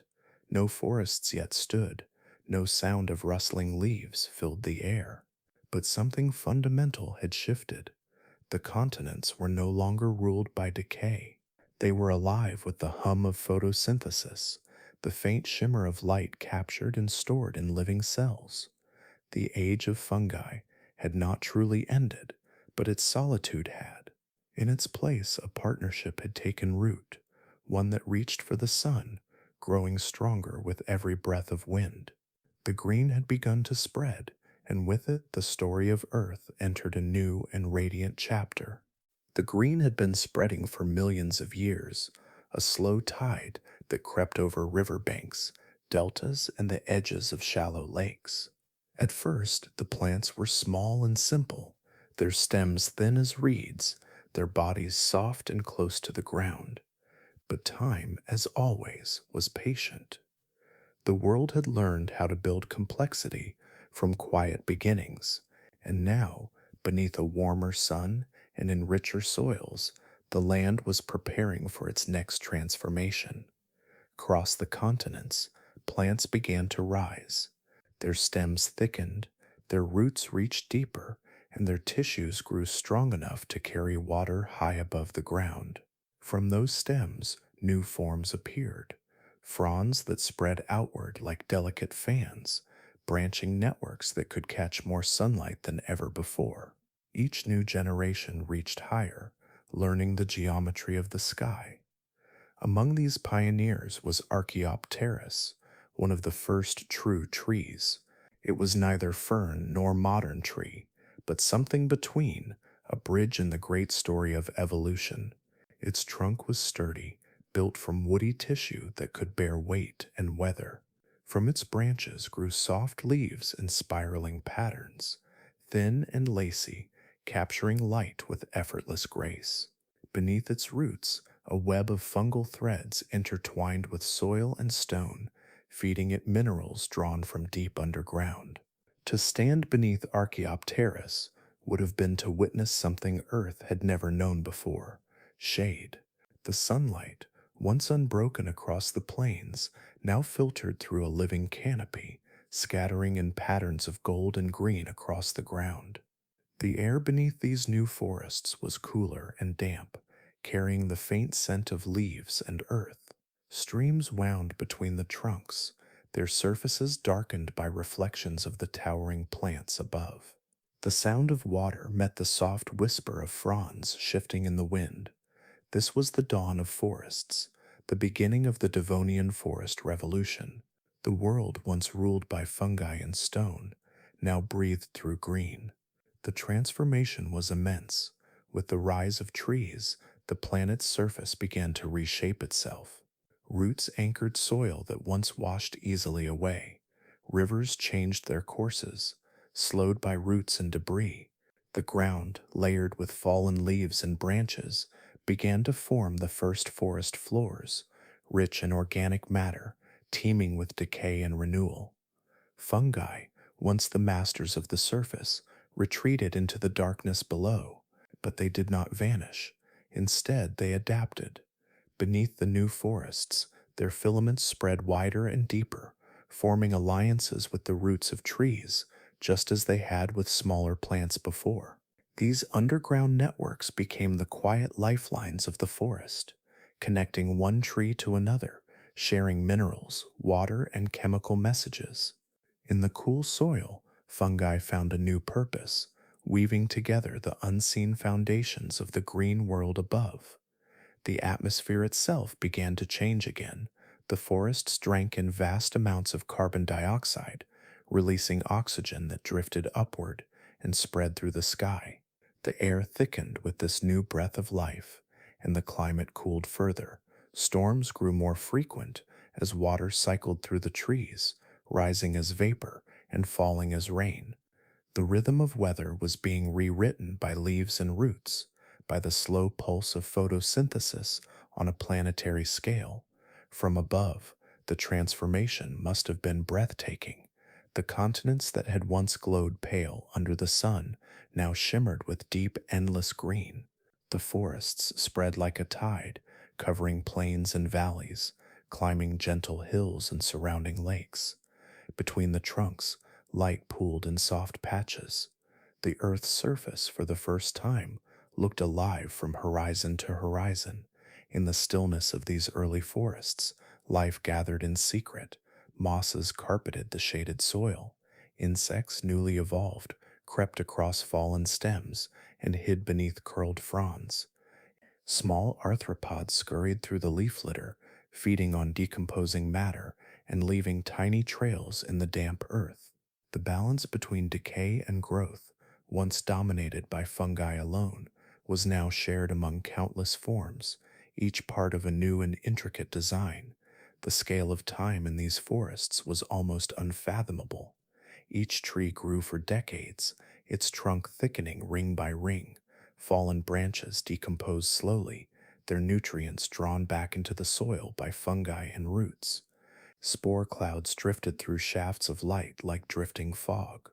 In their stillness, these forests worked endlessly, reshaping the air, the soil, and the very chemistry of the planet.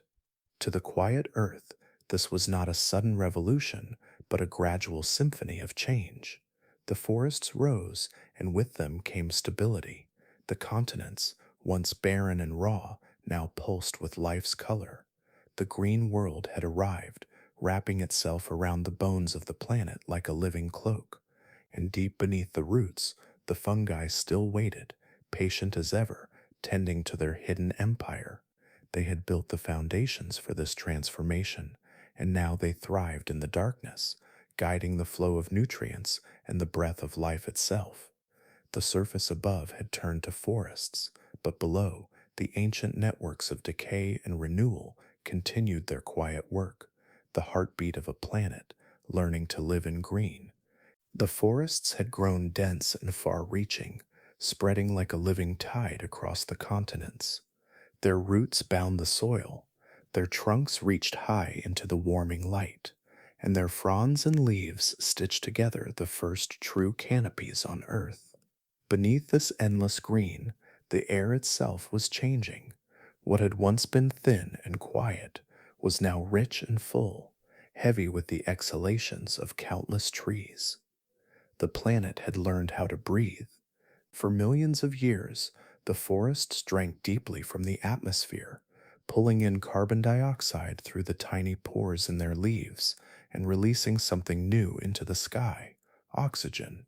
It gathered slowly at first, a gas invisible but powerful, spreading through the wind, dissolving into the seas, and filling the lungs of a world that did not yet know it could breathe this way.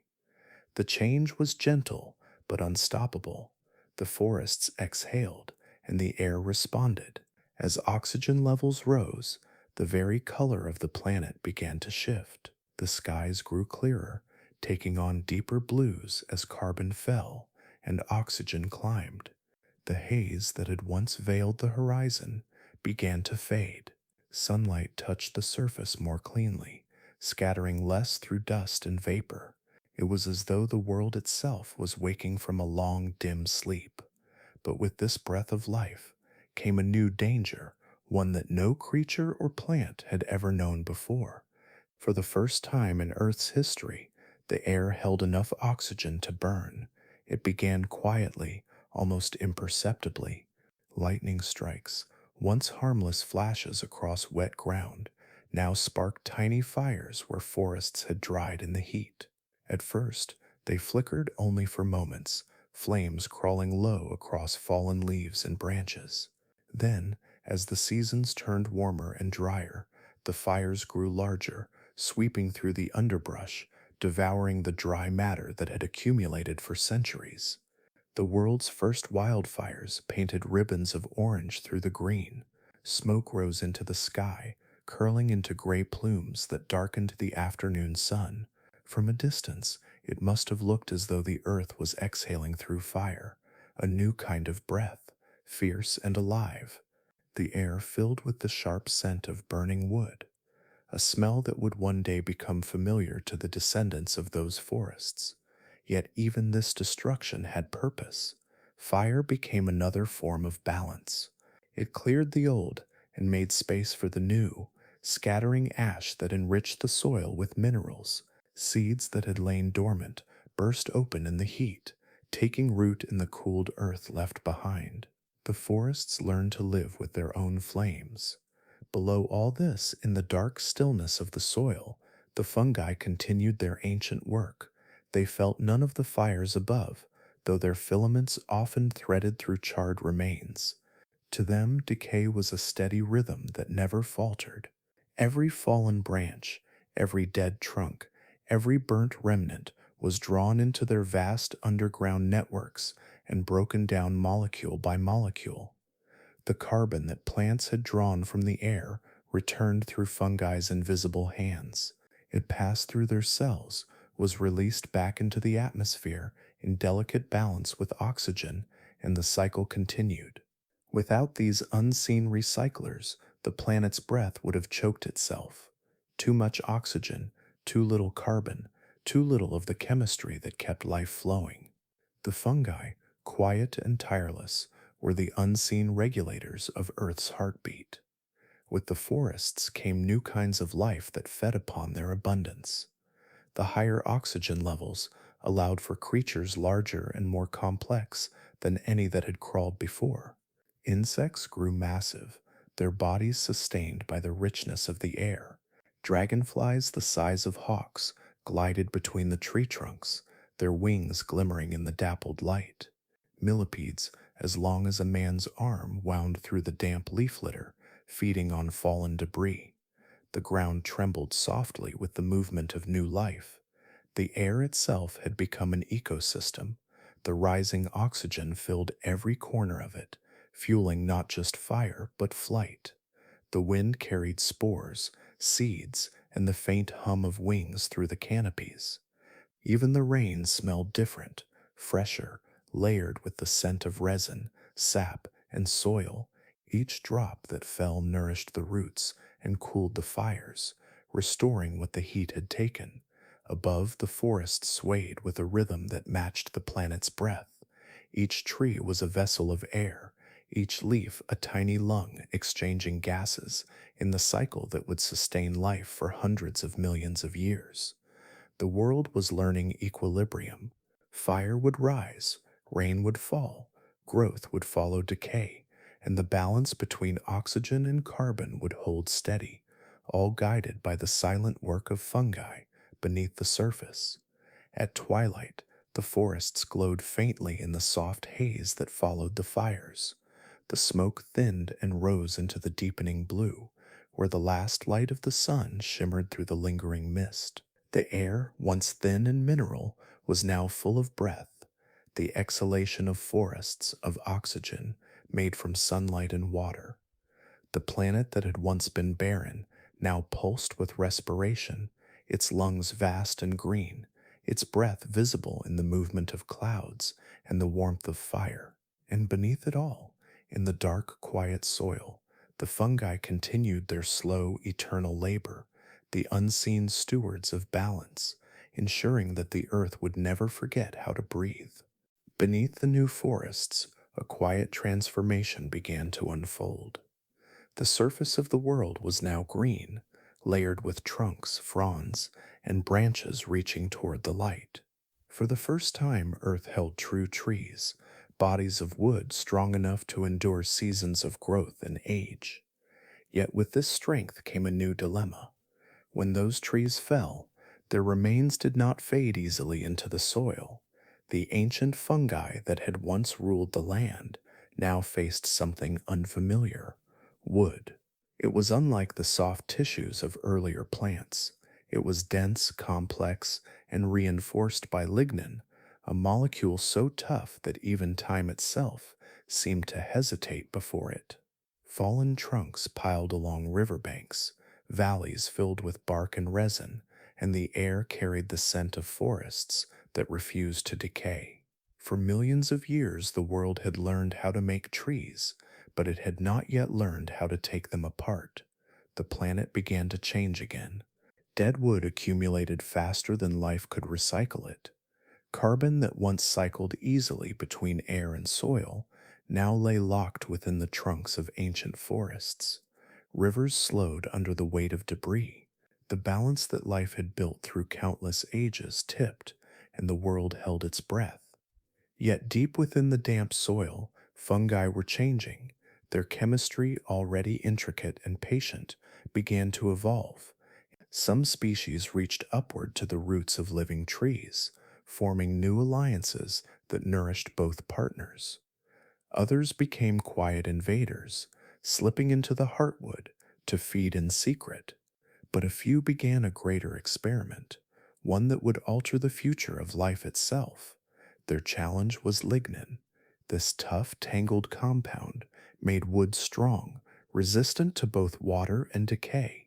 Its structure was a fortress of carbon bonds, unlike anything nature had faced before.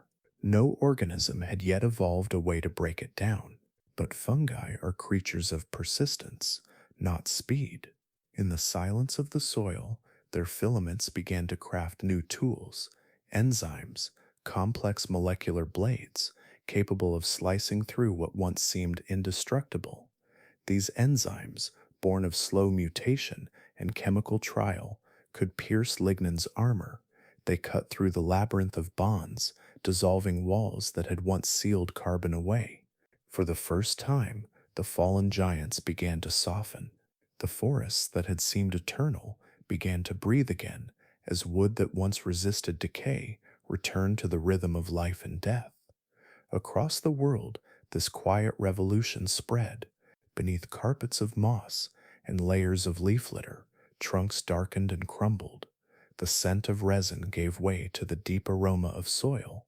Carbon, once trapped within forests, began to move again, released into the air, carried through rivers, drawn up by new growth. Decay had rediscovered its balance with creation. Each species of fungus took a different path. Some became specialists, tunneling through heartwood with precision. Others spread in spirals beneath the bark, weaving patterns like frost on glass. There were parasites that weakened living trees, and others that lived in partnership, keeping ecosystems stable. From their shared ancestry, a vast diversity emerged, each fungus performing its role in the ancient cycle of renewal. If one could have looked beneath the soil then, it would have seemed like a mirror world, a forest beneath the forest. Threads and filaments stretched outward in all directions, glowing faintly with the breath of life. Through those networks, trees shared water, minerals, and signals, balancing their growth through invisible communication. The hidden kingdom below had become as vital as the green world above. Above ground, the effects spread slowly but profoundly. The decay of wood changed the chemistry of both air and soil. New compounds drifted into the atmosphere, influencing rainfall and temperature. The forests thickened, their cycles quickening as decomposition caught up with growth. Carbon returned to the sky, nutrients returned to the soil. The earth's breath, once stalled, found its rhythm again. This age of fungal innovation was not marked by spectacle, but by balance. There were no grand eruptions or sudden blooms, only the deepening of life's harmony. The fallen trees that once lingered for centuries now returned to the soil within decades. Oxygen and carbon cycled in quiet cadence, guided by the chemistry of decay. In every hollow trunk, in every damp shadow, Fungi were at work. Their enzymes continued to diversify, splitting into countless forms, each tuned to a different task. Some thrived on bark, others on roots, others on the remains of leaves or insects. Together, they formed the world's first great recycling system, a silent network that would endure for hundreds of millions of years. The great fungal adaptation was not an age of conquest, but of completion. The forests could now live, die, and rise again in unending rhythm. Beneath every towering tree, decay continued as softly as breath, ensuring that nothing was ever truly lost, only transformed. And in that quiet transformation, Earth found its balance once more, carried by the patient chemistry of the oldest kingdom beneath our feet. The world was changing once again. What had begun as scattered patches of greenery along rivers and valleys was now spreading outward across entire continents. The forests that once clung to coastlines and lowlands had begun to climb the slopes of mountains and cross the dry plateaus. From horizon to horizon, the planet shimmered with color, soft mosses, ferns, and trees blanketing the land in shades of deep green and bronze. It was the age of expansion, a time when Earth truly became alive from root to canopy. The continents that had once been bare and sun bleached were now clothed in endless vegetation. Rain fell more often, drawn inland by the great forests that exhaled moisture into the air. Rivers swelled and carved new paths through the softening soil. Lakes mirrored the forests that surrounded them, turning the surface of the planet into a reflection of life itself. The climate shifted as the green world grew. The forests cooled the air, trapping humidity beneath their canopies. Mists gathered at dawn, swirling through the trunks like drifting breath. The rhythm of rainfall changed, carried by the slow cycle of water rising from leaves and falling again as rain. For the first time, the planet's weather was guided not just by sunlight and sea, but by life. Beneath this vast expansion, something remarkable was unfolding. In the quiet darkness of the soil, a hidden network was spreading, an unseen lattice of threads connecting one root to another, one tree to the next. The fungi that had once ruled the surface now thrived beneath it, weaving their mycelial filaments through the earth in patterns too complex to see, but too important to ignore. These networks, known today as mycorrhizae, had become the lifeblood of the forests. Each thread of fungus attached itself to the roots of plants, wrapping around or even entering their cells in a delicate exchange. Through these connections, the fungi passed on minerals and water drawn from deep in the soil. In return, the plants shared the sugars they made from sunlight. What had begun millions of years ago as simple cooperation had now become a vast living system, a partnership so intricate it blurred the line between where one life ended and another began. The ground beneath the forests pulsed with quiet activity. Through these fungal links, trees and plants could now share resources, moving nutrients from one to another. A young sapling growing in the shadow of a larger tree could receive carbon through the fungal threads that join their roots.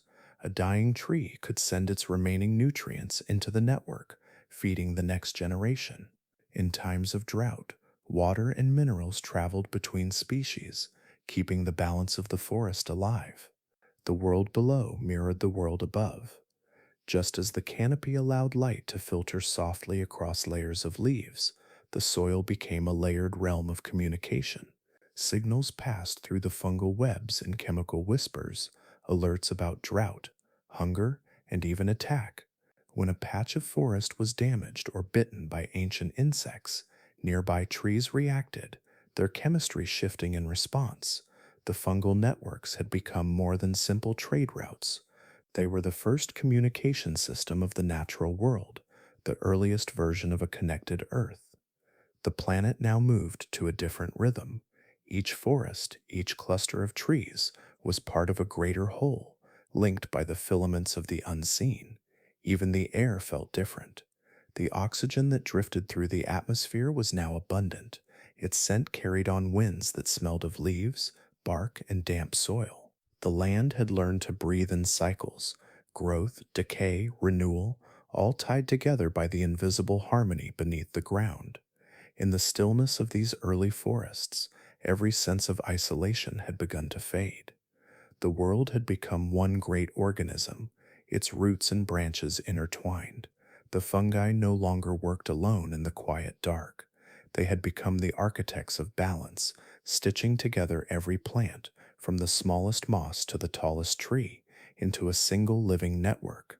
If one could walk through those forests, the ground would feel almost alive underfoot. The soil would be soft and rich, filled with filaments so fine they shimmered under the morning dew. Each step would carry the faint scent of life working in concert, of energy moving in both directions, downward into the earth and upward toward the light. The forests stretched endlessly, their canopies whispering in the wind, their roots humming with the low, steady pulse of the mycorrhizal world. Rain fell often now, drawn by the breathing of the green planet. The cycle of water, air, and soil was complete, turning the continents into vast living engines of renewal. The fungal threads wove through it all, unseen yet essential, holding the memory of the first partnerships that had made this age possible, and so Earth entered its great season of abundance. The land, once silent and bare, now resonated with the soft symphony of life, leaves trembling in the wind, roots entwining in the soil, and the secret conversations of fungi flowing beneath it all. The planet was no longer just alive, it was connected, one vast mind of green and mycelium, breathing softly beneath the light of an ancient sun. The forests had spread as far as the eye could see. From the mountains to the river plains, from coastlines to inland valleys, the continents had turned green. The air was rich, the skies alive with mist, and the breath of trees filled every corner of the world. Life had reached a fragile balance, a calm rhythm between growth and decay. But deep within the planet's cycles, something had begun to shift. The balance that made the green world possible was starting to falter. It began quietly, as many great changes do. The forests grew too vast, too hungry for carbon, pulling it from the atmosphere faster than it could be replaced. The air cooled, rain fell harder and lingered longer, rivers swelled and carried soil away from the highlands, washing it into the seas. What had once been the gentle pulse of erosion became torrents of mud and nutrient-rich sediment. In the oceans, the chemistry of life began to twist. Beneath the water's surface, plankton and algae fed on this flood of nutrients, blooming in endless sheets that turned the seas green and opaque. When they died, their bodies drifted downward, feeding bacteria that consumed oxygen faster than it could be replenished. The deeper waters grew still and suffocating. Creatures that had thrived in the oceans for millions of years began to die in silence. The breath of the sea was vanishing, one layer at a time. On land, the forests felt the echo of that suffocation. The changing atmosphere brought longer droughts between the rains, followed by floods that stripped away the roots of entire ecosystems. Soil that had taken millions of years to form began to collapse and wash away. Trees fell in great numbers, their trunks rotting where they landed. In the lowlands, the air grew thick with the smell of decay and stagnant water. The earth had entered the late Devonian extinction, the first great crisis to touch both land and sea. It was not a single moment, but a slow unraveling that stretched across millions of years. Oxygen levels in the atmosphere dropped. The planet that had once thrived in a breath of abundance now found itself gasping again. And yet, even as life faltered, another form of life began to rise once more. In the damp hollows and along the rotting trunks of fallen trees, fungi returned to dominance. They spread in silence, their networks expanding through every decaying stem, every buried leaf, every inch of softening ground. Their filaments wove through the remains of the forests, dissolving what death left behind and turning it back into chemistry. Where plants could no longer stand, fungi crept. They were tireless in their patience, feeding on what others abandoned. From their fruiting bodies, spores lifted into the heavy air, drifting like fine dust through the dim light. The planet had cooled, the oxygen had waned, but decay continued without pause. The fungi did not suffer from imbalance, they thrived on it. As the trees died, the landscapes began to open again. Vast regions that had once been shaded and dense now lay exposed to wind and sun. The air carried the scent of damp wood and sour soil. Rivers widened and glimmered under the gray skies, swollen with the remains of forests carried from far away. Across the continents, patches of green remained, but they were thinner, broken by stretches of bare earth. The age of expansion had come to an end. In the seas, too, silence grew. Coral reefs that had flourished for millions of years withered under low oxygen. The shallows that once glimmered with color turned murky and lifeless. Fish and invertebrates vanished in waves, their remains sinking into the dark depths where fungi's oceanic cousins, bacteria and other decomposers, continued the work of transformation. Everywhere, the agents of decay had inherited the planet. The climate lurched between extremes. Ice began to form at the poles, spreading slowly across the land. Then, just as suddenly, the world would warm again, releasing floods that erased entire valleys. It was a planet learning how to regulate itself, violently, unevenly, but inevitably. The forests that survived grew smaller, more adaptable, their roots reaching deeper and their leaves evolving to conserve water. Through it all, the fungi persisted. They had no need for sunlight or steady seasons. They worked in darkness, transforming wood into soil, recycling carbon back into the air, restoring the planet's chemical balance one breath at a time. While much of life struggled to adapt, the fungal world thrived quietly, shaping the conditions that would allow new ecosystems to rise when the chaos ended. If one could have walked through the ruins of those ancient forests, the sight would have been haunting. Great trunks lay in tangled heaps, their bark peeling and blackened. Fungal fruiting bodies bloomed from their surfaces like pale lanterns in the dim light. Mist hung low over the ground, carrying the faint glow of decay. The air, though heavy and still, was filled with the hidden work of life continuing in a different form. The planet was not dying, only shifting.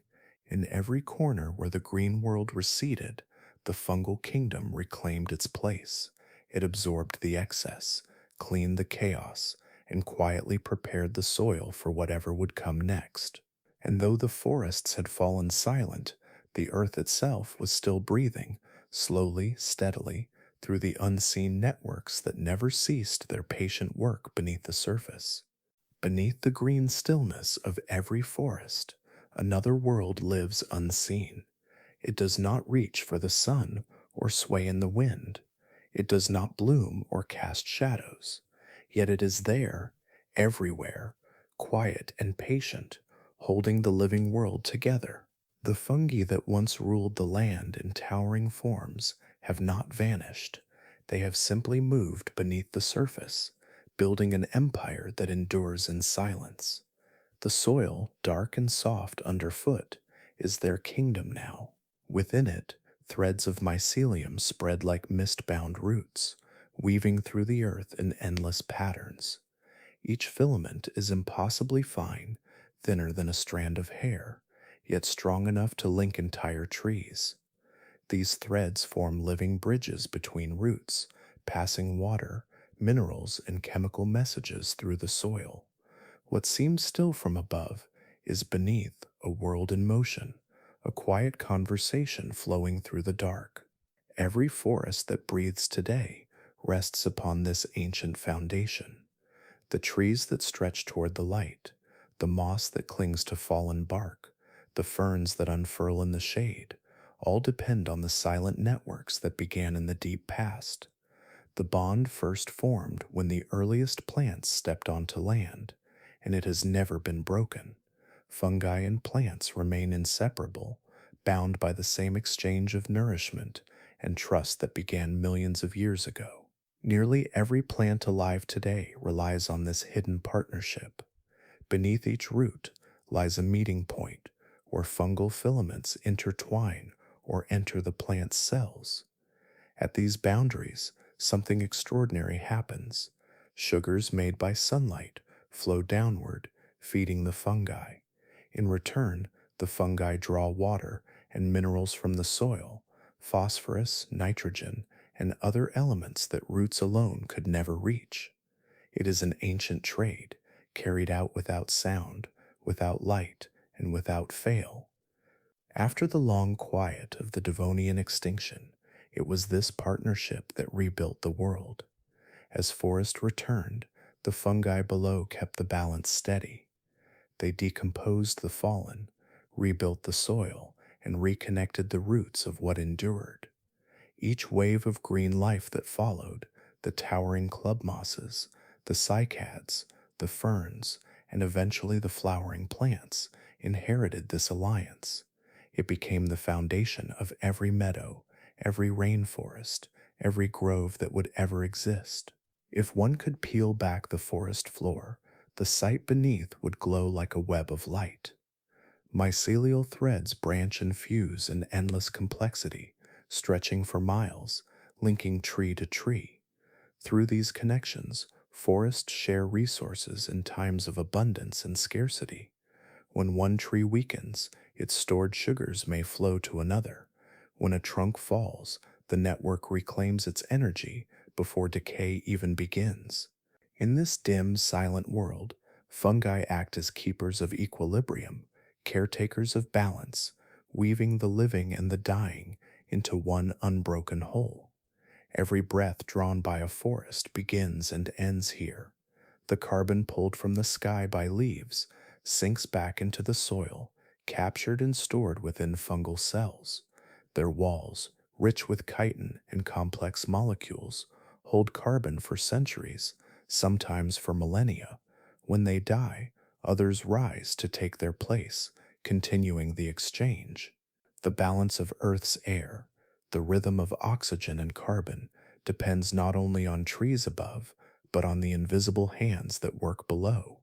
In the stillness after rain, when the air smells of damp wood and life returning, the scent drifts upward from the work of fungi. Spores release their fragrance into the cool air, carrying the memory of the underground world to the surface. Mushrooms, brief and fragile, are only signals of the vast organism hidden beneath. Some appear for a day, others linger for weeks, and some networks live for centuries, larger than any creature that walks the land. Even the smallest filament, unseen and untouchable, carries within it the quiet persistence of the giants that once towered over the ancient plains. The surface of the planet has changed beyond recognition since that age of fungal dominion. Mountains have risen and eroded, oceans have shifted, and forests have come and gone. Yet the fungal world remains. It asks for no sunlight, no stability, no recognition. It endures through connection, feeding on what is left behind and preparing the ground for what will come next. Every step taken through a forest presses softly on this hidden empire. Each falling leaf joins the slow, silent cycle of renewal beneath. The roots above and the filaments below continue their ancient exchange, invisible yet unbroken. The forests may rule the surface now, but beneath them, the first kingdom still weaves its threads through time and soil. They are the quiet foundation of every breath of air, every patch of green, every heartbeat that stirs within the living earth. The first kingdom never truly ended. It only sank below the light, where it continues to rule, unseen, from beneath the forest floor. In quiet layers of stone, The ancient world still whispers, the voices of vanished forests, the breath of fungi that once ruled the land, and the traces of air that touched their surfaces are all held within rock. To the eye, these fossils appear as nothing more than faint rings and spirals pressed into stone.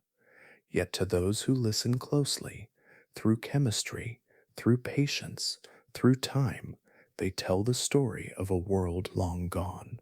Across the continents, scattered like the fragments of a forgotten language, lie the fossils of prototaxites.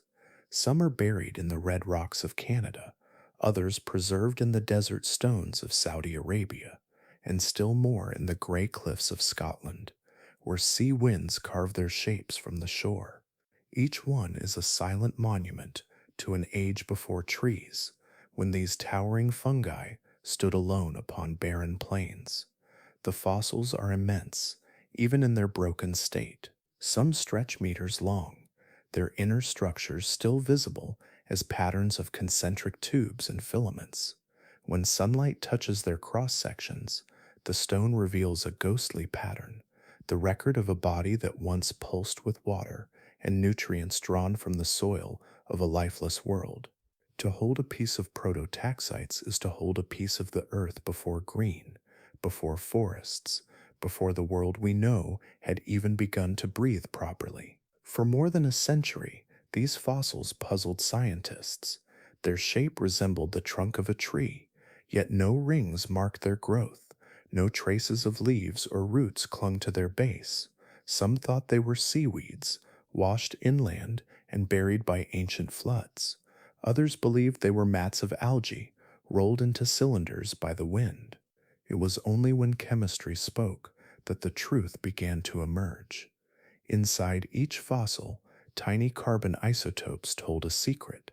These isotopes, the same atoms that make up all living things, exist in slightly different forms depending on how an organism feeds. Plants, for example, leave behind one pattern of carbon, while fungi and animals leave another. When scientists compared the isotopic signature within prototaxites to known values, they found that it matched neither plant nor algae, but the pattern of an organism that fed on decaying matter. This was the turning point. The fossils, once thought to be trees or seaweeds, were recognized for what they truly were, the remains of the largest fungus that ever lived. Prototaxites had consumed the remains of early life, feeding on microbial mats and organic debris that collected along shorelines.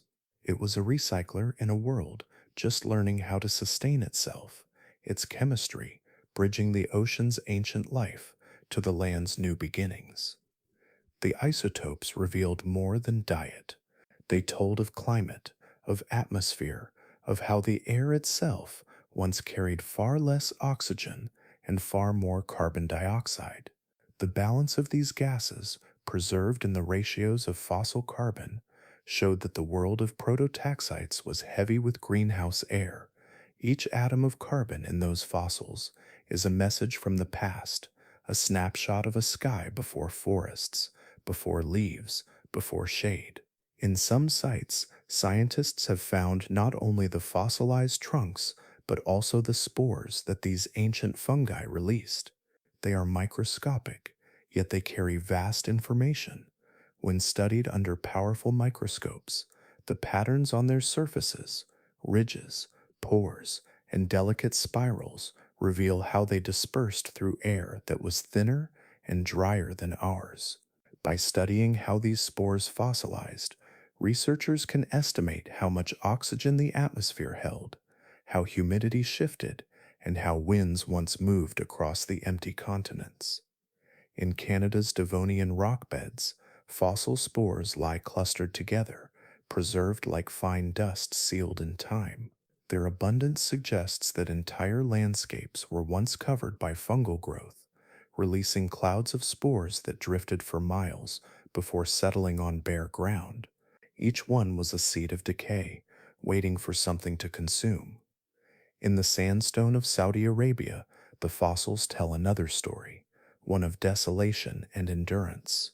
There, the shapes of prototaxites lie within sediments formed from river deltas that no longer exist. The patterns of deposition show that these organisms stood near ancient watercourses, thriving at the edges of freshwater flows where organic matter collected. The fungi fed on what washed ashore, their networks spreading silently through the moist soil before the rivers dried and buried them in silt. And in Scotland, along the cliffs of Riney, where the earliest land ecosystems are preserved in astonishing detail, Prototaxites lies beside the fossils of tiny plants and arthropods. Together they form a frozen moment of transition, a window into the world where land first became alive. Each fossil site is like a fragment of a song, a note from a time when the air was raw and the land was new. When pieced together, they form the melody of Earth's awakening, a rhythm of chemistry, decay, and transformation. Through isotopes and spores, through patterns in stone, the past continues to whisper. It speaks not in words but in ratios, in textures, in the quiet evidence of what once lived and breathed. The prototaxites may have fallen long ago, but within its fossilized body lies the memory of a planet, learning how to sustain life, one molecule, one spore, one breath at a time. Beneath the calm breathing of the modern Earth, the old partnership still endures.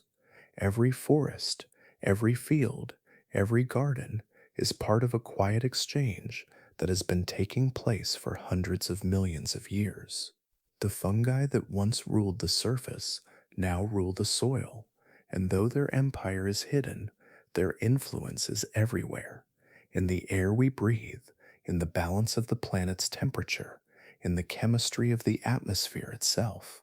Their story did not end when trees took over the land. It continued beneath them in the shadowed ground, where networks of mycelium weave through layers of roots and stone.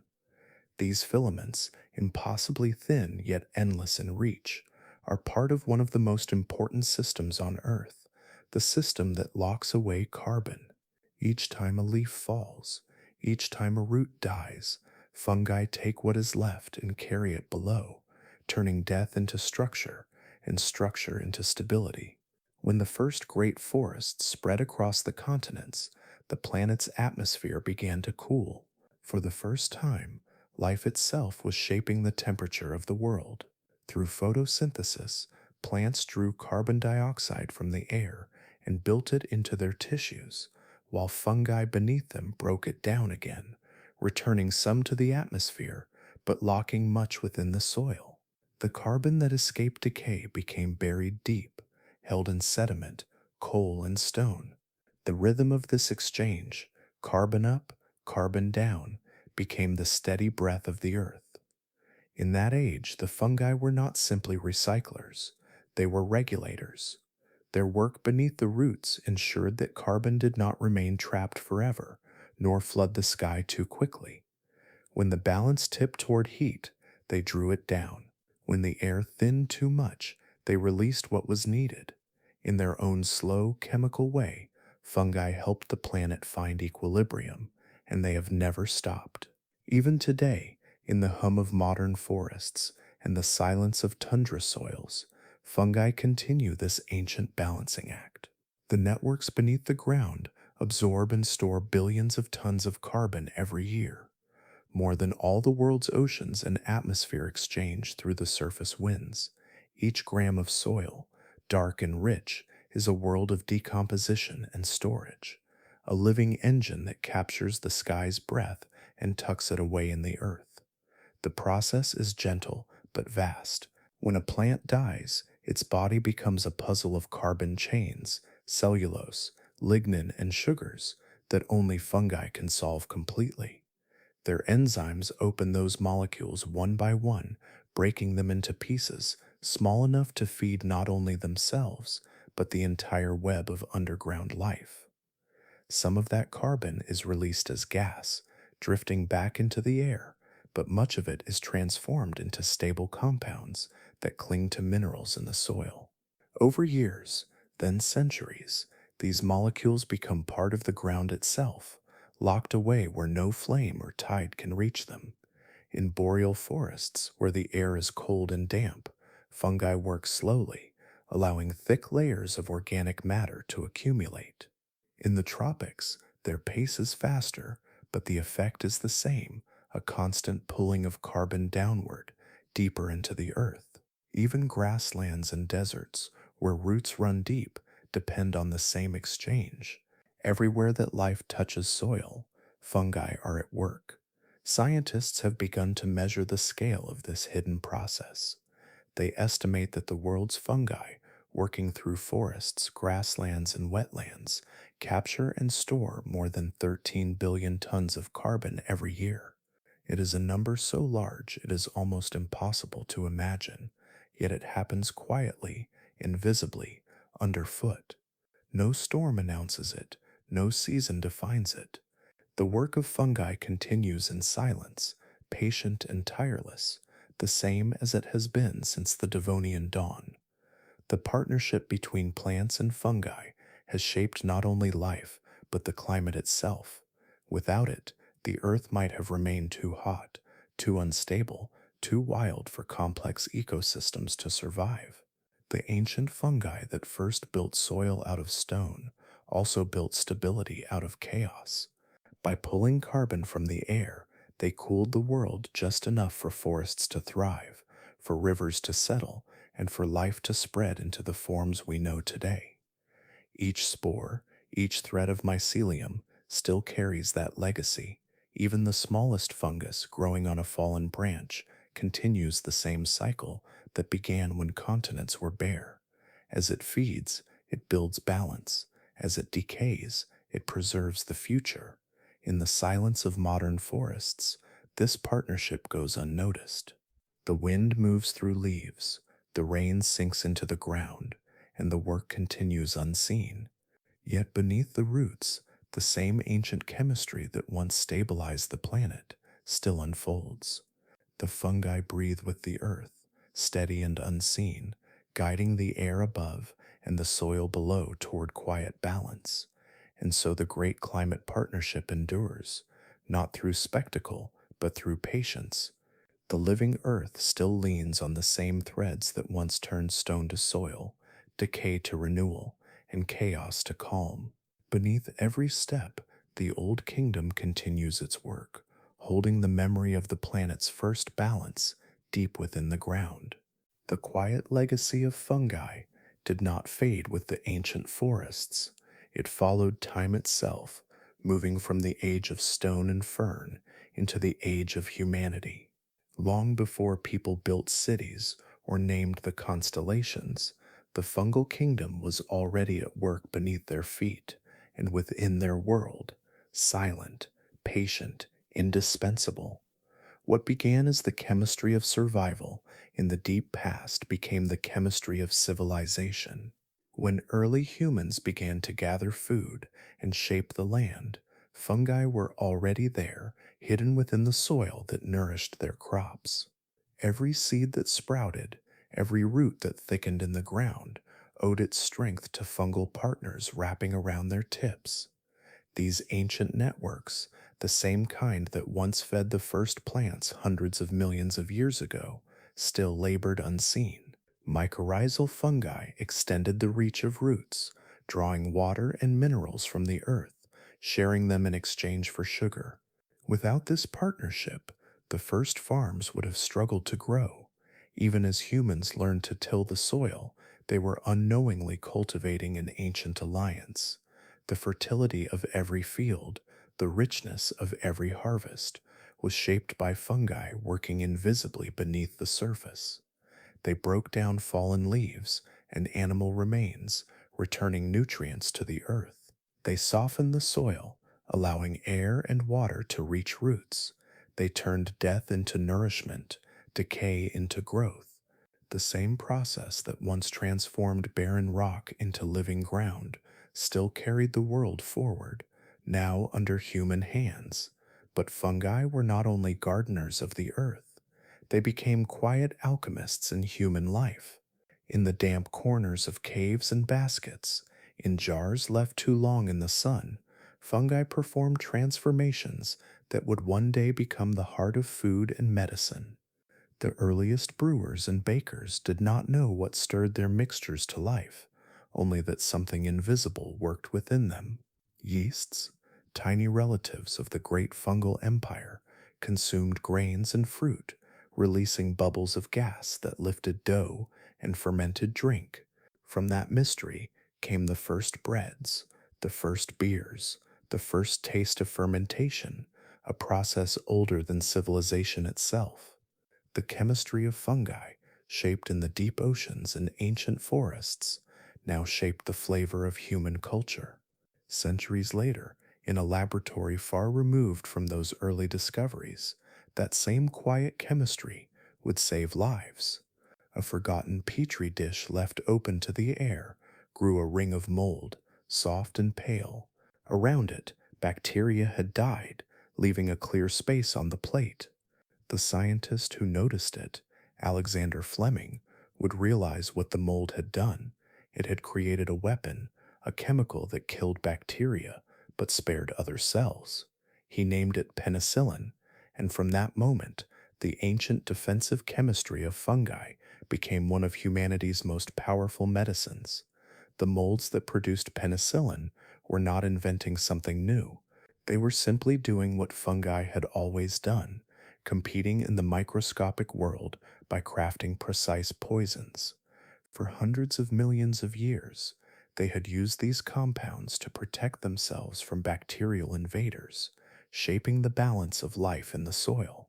When humans discovered them, they became antibiotics, saving countless lives from infection and disease.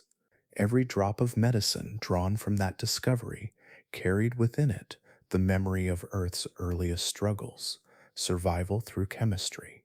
Fungi's role in modern ecology remains as vast as ever. In forests, they continue to knit ecosystems together, connecting roots and networks that share nutrients and warning signals. In fields, they enrich soil and guard against drought. In wetlands, they help filter water, breaking down toxins and storing carbon.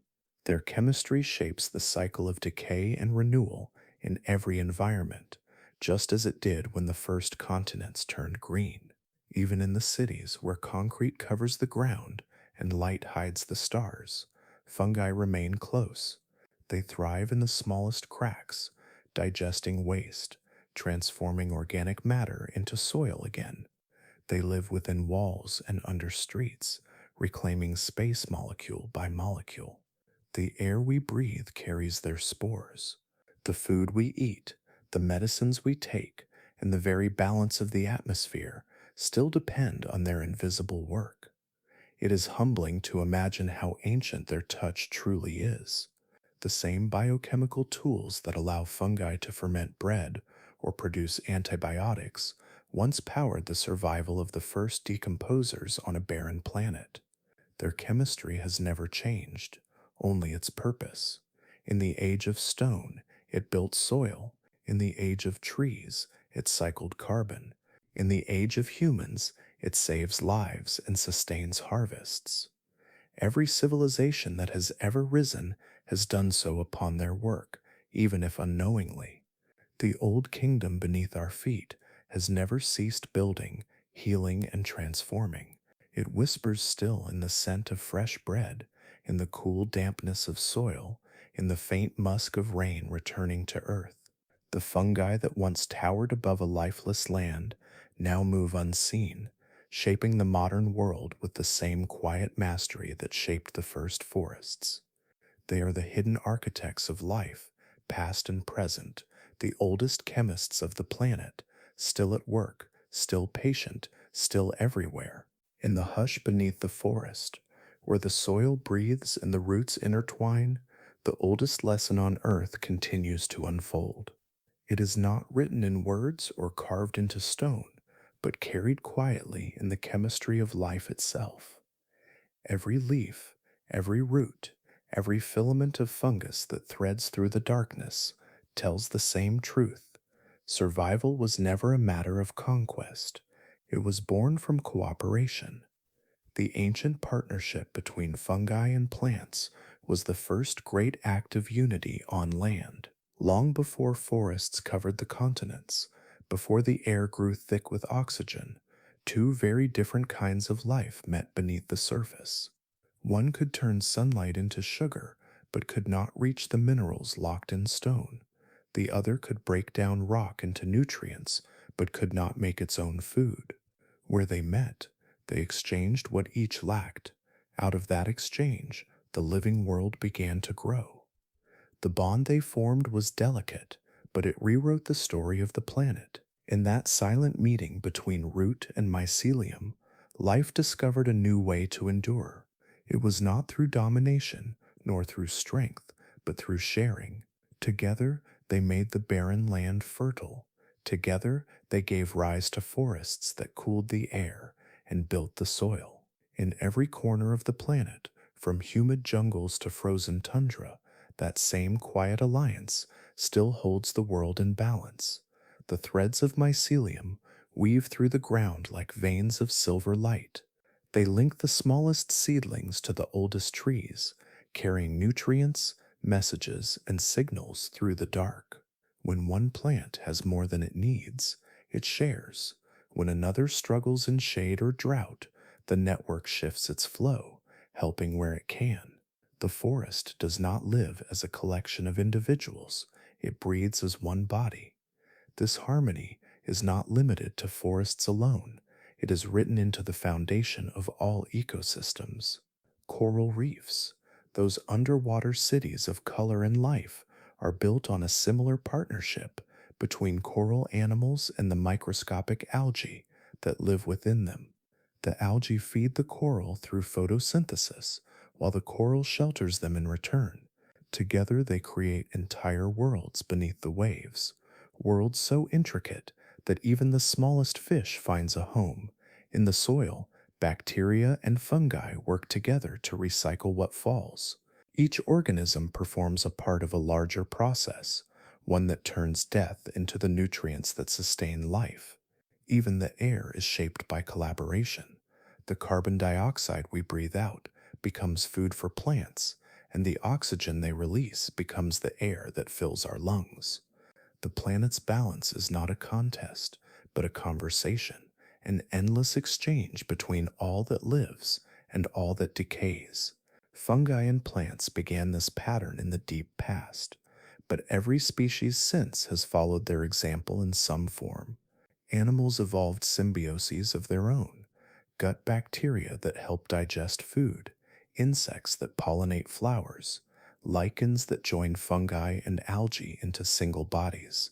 Cooperation became the architecture of complexity, the quiet scaffolding that allowed life to grow intricate, stable, and self-sustaining. If one could look back through the ages, the story of Earth would not appear as a ladder of victories, but as a web of partnerships. Every major leap forward in evolution began when two organisms learned to live together. The first eukaryotic cells, the ancestors of all animals and plants, were themselves born from a union when one microbe took shelter inside another. That single act of cooperation led, in time, to every forest, every animal, every human being. Even now, the spirit of that partnership remains at the heart of the planet's resilience. When a forest burns, fungi are the first to return, breaking down the ash, feeding the new growth. When the soil is exhausted, their filaments revive it, stitching nutrients back into the ground. They do not compete with the plants above, they restore them. It is through this constant act of renewal that life keeps its balance. The world we know, the blue sky, the green earth, the air filled with the sound of leaves and wings, was built from these ancient agreements. Every breath and every harvest, every cycle of decay and bloom, echoes the same pattern set in motion hundreds of millions of years ago beneath a barren sky. And so, the deep truth of nature remains unchanged. Progress does not belong to the strongest or the fiercest, but to those who learn to work together. The first forests rose from that understanding. The first soils formed through it. Even now, the planet continues to move in rhythm with that lesson, each organism part of a greater harmony. In the quiet soil, the fungi still whisper it through their threads, the same message they shared with the first roots to ever reach for them, that to live is to connect, to give as much as one takes, and to grow not alone but together, in the soft and patient language of cooperation. Beneath the roots of every forest, beneath every meadow and grove, lies a quiet network older than the soil itself. It does not hum or glow, yet it connects nearly all life that grows from the ground. It is the hidden thread that ties every leaf and stem together, an inheritance from the world before trees, when fungi ruled the land alone. The network never died. It simply moved deeper, carrying with it the wisdom of ages. This invisible system, stretching through the soil like veins through a living body, is now known as the wood wide web. It is not made of fiber or wire, but of living threads, mycelium, the same ancient filaments that once turned stone to soil. These threads are delicate and thin, far smaller than a strand of hair, yet they weave vast webs that can connect entire forests together. Through them, plants share more than space, they share life itself. In a forest, every root tip brushes against these networks, forming partnerships with the fungi. The fungi thread themselves through the outer cells of the root, creating small channels where trade takes place. The plants offer sugar made from sunlight, and in return, the fungi bring water and minerals gathered from far away. But what makes this network extraordinary is not just exchange, it is communication. Through the mycelial web, trees send and receive messages. When one tree lacks nutrients, another may share its excess through the fungal threads that link them. When a plant is attacked by pests, it releases chemical signals into the network, warning its neighbors to produce defensive compounds. Even young seedlings, shaded and small, receive support from older trees through this underground system, carbon flowing silently through the soil, from one life to another. Scientists studying this hidden world have traced these exchanges using isotopes, following labeled atoms as they travel through roots and fungi. What they found was astonishing. In some forests, nearly every tree is connected, not only to its own kind, but across species, forming vast communities of shared resources. In this living web, nothing grows entirely alone. The largest and oldest trees, often called mother trees, stand at the heart of these systems. Their roots anchor the network, feeding younger plants that have yet to reach the light. When a mother tree weakens or dies, its carbon continues to flow into the soil, taken up by the fungi and distributed to those still living. Even in death, the forest remains linked, a slow exchange of memory, energy, and renewal. If one could see this hidden world with their eyes, the sight would be almost otherworldly.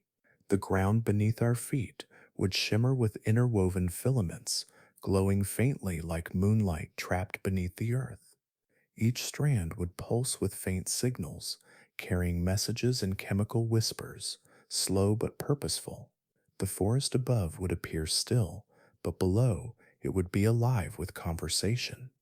The intelligence of this system is not human, yet it is undeniable.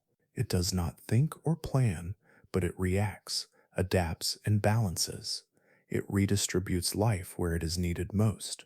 When drought strikes, resources shift to the trees best suited to endure it. When insects chew through leaves, defensive responses ripple outward. The network behaves like a nervous system, one that stretches not through a single organism, but through an entire ecosystem. This ability to coordinate and respond echoes the earliest age of fungi, when they first shaped the Earth's chemistry. Back then, they regulated the planet's atmosphere and soil through decay and recycling. Now, their descendants regulate forests in much the same way, maintaining equilibrium between growth and decay, health and hunger. The same patience that once transformed stone into soil now sustains the living networks that cradle the modern world. Even in places where forests have been cut down, the remnants of these networks linger in the ground. The threads remain dormant, waiting for roots to return. When new plants sprout, the fungi awaken, connecting again as if remembering their old role. It is as though the earth itself keeps the memory of its living architecture, rebuilding it each time life begins anew. In cities, gardens, and fields, the same principle endures. Crops and grasses form partnerships with soil fungi, exchanging nutrients through unseen threads. The balance of ecosystems, even those far from wild forests, still depends on this ancient communion. The wood wide web is not confined to any one place. It is the quiet continuation of a conversation that began hundreds of millions of years ago when fungi first reached out toward the roots of primitive plants. Every handful of soil holds traces of that story, billions of tiny threads connecting life in ways we can barely imagine. To the eye, it may look like dirt, but within it lies a living map of connection, intelligence, and cooperation. And so, beneath every forest floor and field, the old network remains, its tendrils reaching through time as much as through earth. The same filaments that once carried the lifeblood of the planet now carry whispers between trees, keeping the balance of the living world intact. The network never died, it only sank deeper, still weaving its silent web beneath the light of modern forests, keeping the rhythm of life alive in the soil below. In the quiet spaces of the world, where light barely touches and decay breathes softly into the ground, the old kingdom still reigns. It is not gone, only hidden. Beneath forests and fields, beneath tundra and desert dust, the fungi continue their slow dominion, patient and powerful as they have been since the dawn of life on land. Everywhere life rises, fungi wait for its return. They are the keepers of balance, the great recyclers, the silent caretakers of the soil. When leaves fall, they begin their work. When a tree collapses, they move inward, threading through the wood, breaking it into pieces too small to see. When an animal dies, fungi turn its body back into the minerals and carbon that will one day feed new roots. The surface world breathes because the world beneath it never sleeps. The forests, lush and green, rest upon this hidden machinery. Beneath every step, filaments stretch in every direction, weaving through soil particles, wrapping around roots, and forming networks older than any tree that grows above them. These threads are mycelium, the living body of fungi. They are so fine they can slip between grains of sand, yet so abundant that if gathered together, their total length would circle the planet many times over. Modern science has only begun to glimpse the true scale of this underground kingdom. Hidden fungal biomass, the total weight of all living fungi, outweighs that of all animals combined. Every insect, every fish, every bird and mammal, together, do not match the weight of the fungi beneath our feet. Even when invisible, their presence dwarfs our own. They are the quiet majority of the living earth. In the damp heart of forests, their fruiting bodies emerge briefly into view. Mushrooms, toadstools, and brackets are only the smallest glimpse of what lies beneath. They are the tips of vast organisms, some stretching for miles underground. In the old forests of North America, one such fungal network, Armillaria ostoyae, spreads through the roots of countless trees. It has lived for thousands of years, weighing hundreds of tons, connected as a single breathing being. These networks do not merely feed on death, they build life through decay. As fungi break down fallen wood and leaves, they release nutrients locked within, returning them to the soil. Plants drink from this renewed richness, and in doing so, the cycle continues, one endless exchange of death into life, waste into growth. The air we breathe, the food we eat, the stability of the soil beneath us, all depend on this invisible conversion. In the open grasslands, fungi thread through the roots of grasses, holding the soil together against the pull of wind and rain. In deserts, they form thin crust beneath the sand, binding it, capturing rare moisture, and allowing other forms of life to take hold. In the tundra, they lie dormant through the freeze, awakening only when the brief summer thaw releases the sense of rot and renewal. Their reach extends to the depths of the ocean floor, where ancient spores sleep within sediments, waiting for warmth to return. Even the air carries their touch. Each breath we take holds millions of microscopic spores, drifting like invisible dust. They rise from soil and bark, from rotting fruit and fallen wood, carried by the wind across continents and seas. They settle everywhere, in mountain snow, in city streets, in the deepest caves. Though unseen, they form one of the largest biological movements on Earth, an unending migration of life between the worlds of the living and the dead. Within human life, too, their presence lingers. The bread we bake, the wine we ferment, the medicines we use, all trace their lineage to the fungal kingdom. Our bodies host them in quiet coexistence, and our soils depend on them for every harvest. In every garden, in every forest, in every handful of earth, fungi write the chemistry of existence, molecule by molecule, and yet despite their vastness, they remain humble. They do not seek the sun or the open sky.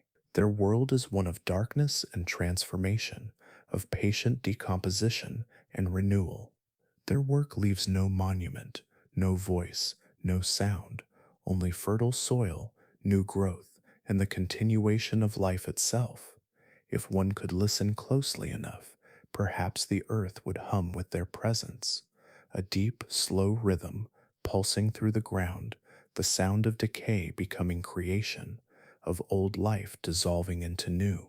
The fungi have never left the stage. They have simply chosen the shadows, guiding the cycles of life from below. And so, beneath every forest and mountain, beneath cities and oceans, the forgotten kingdom endures, vast, unseen, eternal. It was the first great architect of the living earth, and it remains its quiet ruler still, the hidden power that keeps the world alive. Deep within the stillness of amber, where time itself seems to rest, tiny lives continue to endure, locked inside drops of golden resin, or sealed within frozen soils of the north. Ancient fungi wait in silence, their filaments, their spores, their fragile structures, all preserved as if caught in a single breath of the deep past. These are the time capsules of the fungal kingdom, small survivors that bridge the living present with the forgotten ages of Earth. Amber begins as tree resin, the slow bleeding of ancient forests that once shimmered under rain and sunlight. When that resin hardened, it trapped whatever drifted through the air, fragments of bark, bubbles of ancient atmosphere, the wings of insects, and sometimes the invisible dust of spores.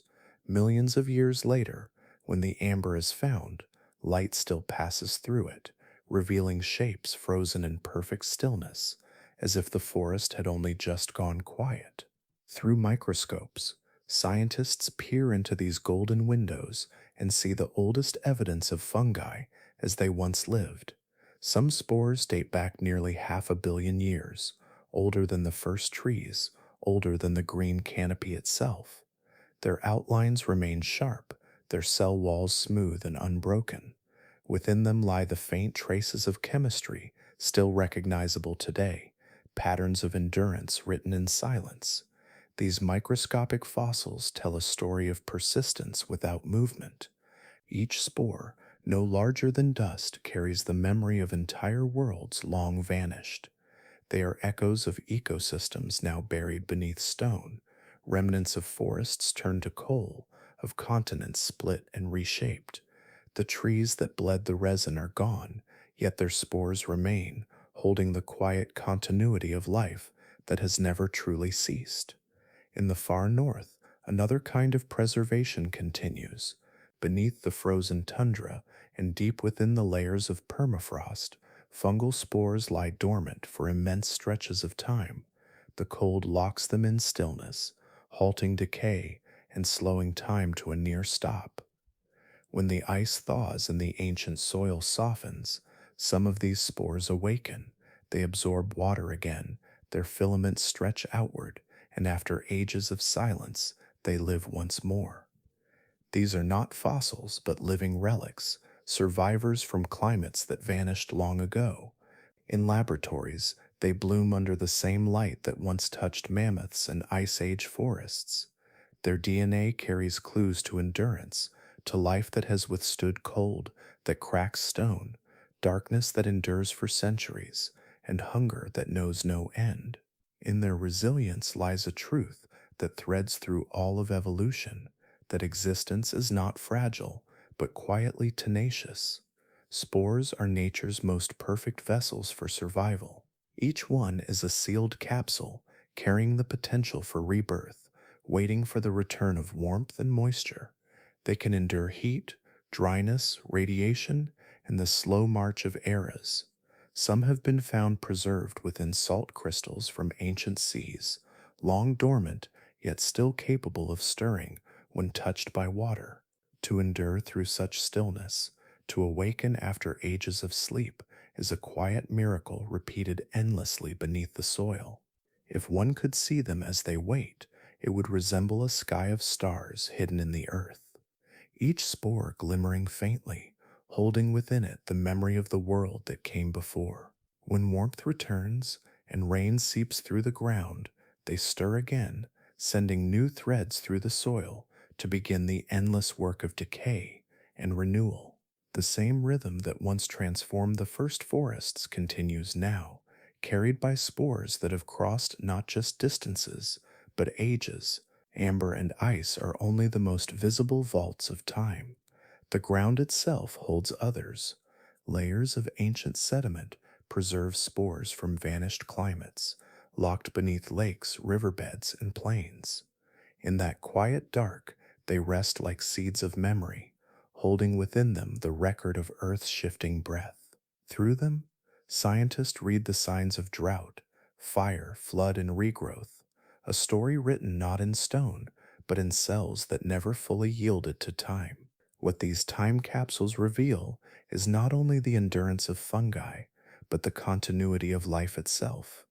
The same quiet chemistry that allowed the first fungi to survive in barren lands now allows their descendants to persist in ice, resin, and stone. Within each spore lies the patience that has always guided Earth's living systems, a rhythm unbroken by extinction or change. Every time one of these spores awakens, the past stirs with it. In that moment, the distance between the Silurian and the present seems to fade. The air that fills the lab, the water that revives the spore, the warmth that reawakens its filaments, all are part of the same long conversation between life and time. Even now, as the planet shifts between warmth and cold, spores remain, hidden in the soil and drifting in the wind. They have endured ages of fire and ice, yet they wait, unchanged in purpose. Their survival is not defiance, but harmony, a quiet acceptance of the turning world. Somewhere beneath the surface or within a drop of amber, a spore still rests, older than the forests, older than the bones of mountains. It sleeps in silence, carrying the patience of the forgotten kingdom that never ceased to live, only learned how to wait. In the quiet folds of human history, the old kingdom followed us. Long after it had shaped the first forests, broken stone into soil, and built the architecture of life beneath our feet, fungi entered our homes, our food, and even our bodies. We did not invite them, they were always there, silent ancient companions that never left the rhythm of life they once began. Every loaf of bread, every glass of wine, every field of crops owes something to them. Long before humans wrote stories, Yeast was already working its quiet chemistry, transforming grain and fruit into nourishment. It was not invention that brought fermentation into the world, but discovery, a rediscovery of an ancient partnership between fungus and life. When early humans left their dough to rest in the sun, invisible spores from the air drifted in, feeding on sugars and releasing air bubbles that softened the mixture. From that accident came one of humanity's oldest foods. The same happened with fruit left to ripen and split. Natural yeast, floating unseen, landed upon it and began its work. The sugars transformed. Warmth spread through the liquid, and the scent of fermentation filled the air. It was the same process that had been shaping decay for millions of years, now turned toward creation. In every cup of wine, in every loaf of bread, we still taste that ancient chemistry, the quiet labor of fungi, continuing the work they began before we ever existed. As humans learned to farm, fungi followed into the fields. They threaded through the soil, binding it, breaking down roots and stalks, feeding nutrients back into the crops. Farmers who never saw them still depended on them. Even now, more than 90% of all plants rely on fungal partners at their roots, drawing water and minerals through mycorrhizal networks. Our food systems, from forest to field, remain part of the same network that once nourished the first plants on Earth. But fungi did more than feed us. They became part of our very survival.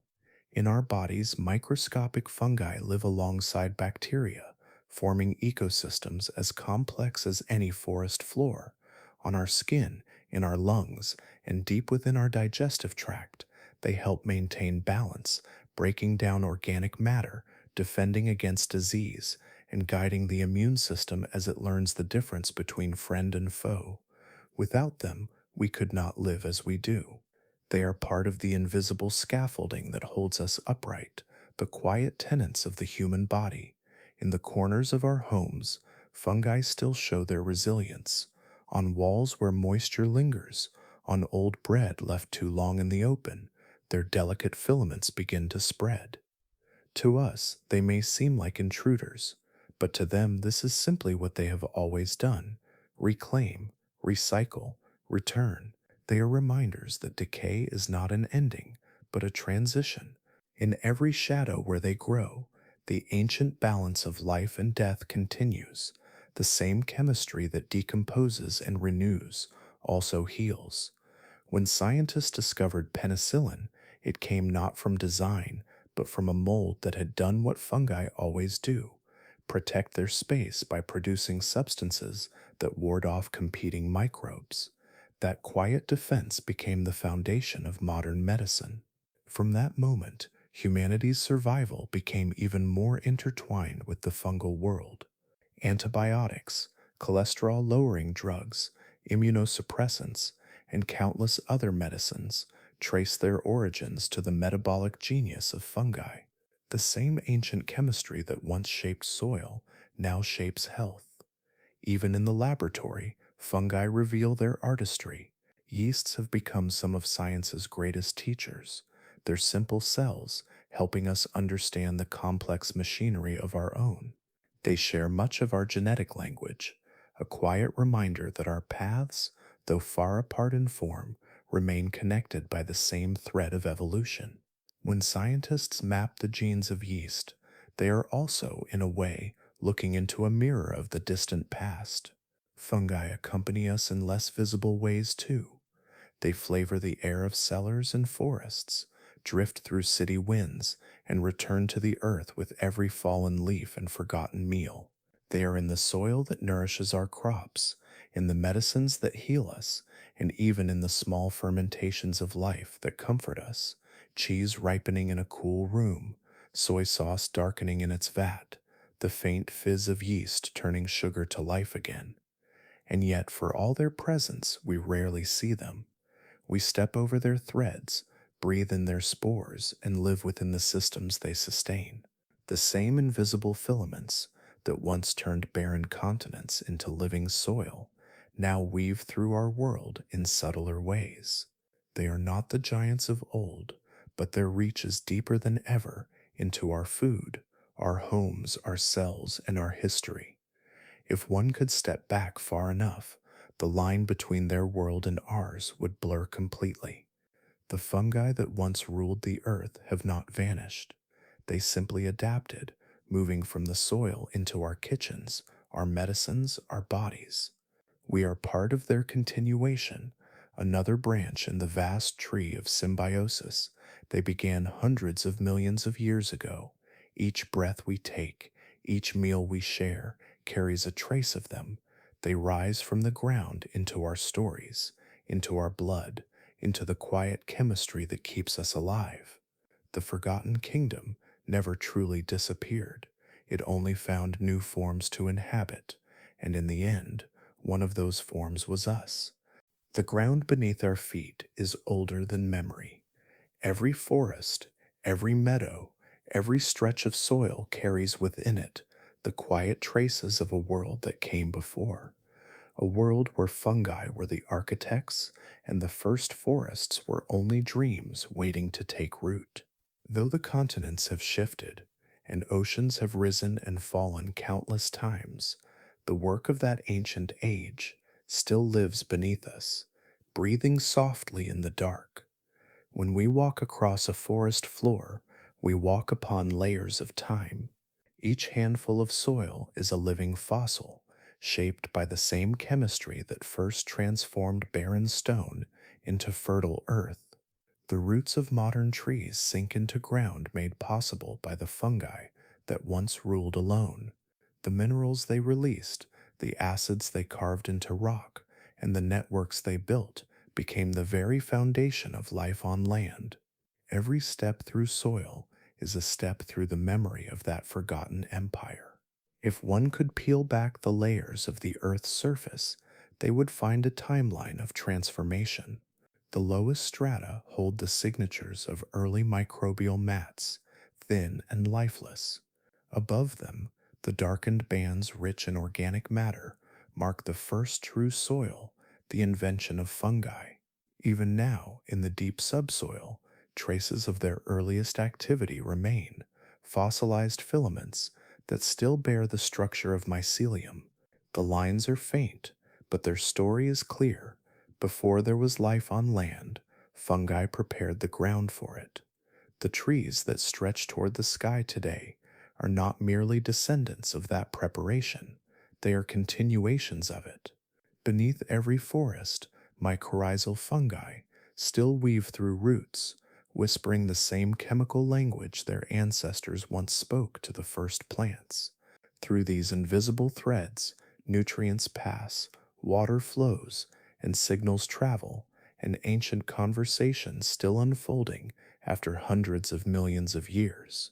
The world above may have changed, but the world below has never stopped speaking in that silent tongue. Even the shape of landscapes bears their influence. The rolling hills, the soft valleys, the mineral composition of soils, all are outcomes of countless fungal lifetimes, dissolving stone grain by grain. Their acids etched the crust of the earth, turning it from cold rock into the pliable medium of life. Rivers carved their paths through minerals that fungi had already weakened. The dust of mountains carried the remnants of their labor across continents, seeding the future with potential. In the air, too, their legacy lingers. The oxygen we breathe owes part of its balance to the forests they once helped sustain. By recycling carbon and binding nutrients into soil, fungi regulated the atmosphere long before humans measured it. Each breath we take is a quiet echo of the equilibrium they maintained when the planet was still learning to live. Modern ecosystems still follow the blueprint of that ancient alliance. In tropical rainforests, in temperate woods, in the tundra, and even in deserts, fungi remain the unseen engineers. When leaves fall and roots die, they begin their patient work again, breaking down what has ended to feed what will come next. Without them, the forests would choke on their own growth, the soil would starve, and life would stall. Every forest that thrives today does so because the first fungal age taught the earth how to recycle itself. If you could listen deeply enough, the earth would hum with continuity. Beneath the rustle of leaves and the rhythm of rain, there is a quieter sound, the slow breath of decay and renewal, the movement of nutrients through soil, the hidden pulse of fungal threads that have never stopped growing. These are the echoes of the first forests, still resonating through every root and leaf. Even the smallest patch of moss or grass carries the same inheritance. The way roots seek water, the way soil holds its structure, the way decomposition feeds the next generation, all of it follows patterns written by fungi in an age when land was young. The blueprint of life has never been rewritten, only refined. The partnership that began in darkness beneath the stone continues now in every living field. When scientists study the microscopic life of soil, they find a mirror of the ancient world. The same filament networks, the same exchange of sugars and minerals, the same collaboration between plant and fungus that once brought the continents to life. It is as if the earth remembers its own awakening and repeats it endlessly, cycle after cycle. We may look at a forest and see something modern, something alive, only in the present, but in truth, it is a living memory. Every trunk, every root, every breath of wind that stirs its canopy carries traces of that first experiment in life upon land. The fungal age never truly ended, it only changed its form. The same processes that built the first soils now sustain the green world we know. If you stand in a quiet forest and close your eyes, the stillness feels ancient because it is. The ground beneath you holds the remains of all that came before, spores turned to dust, filaments fossilized in stone, echoes of networks that once spanned an empty earth. And yet those same networks live on, invisible but eternal, binding every living thing into the same story. The forests of today are not new creations. They are continuations, living chapters of a book written in the chemistry of stone and spore. Beneath their roots, the ancient kingdom still murmurs, its voice soft and steady, reminding the planet of the age when the world first learned how to grow.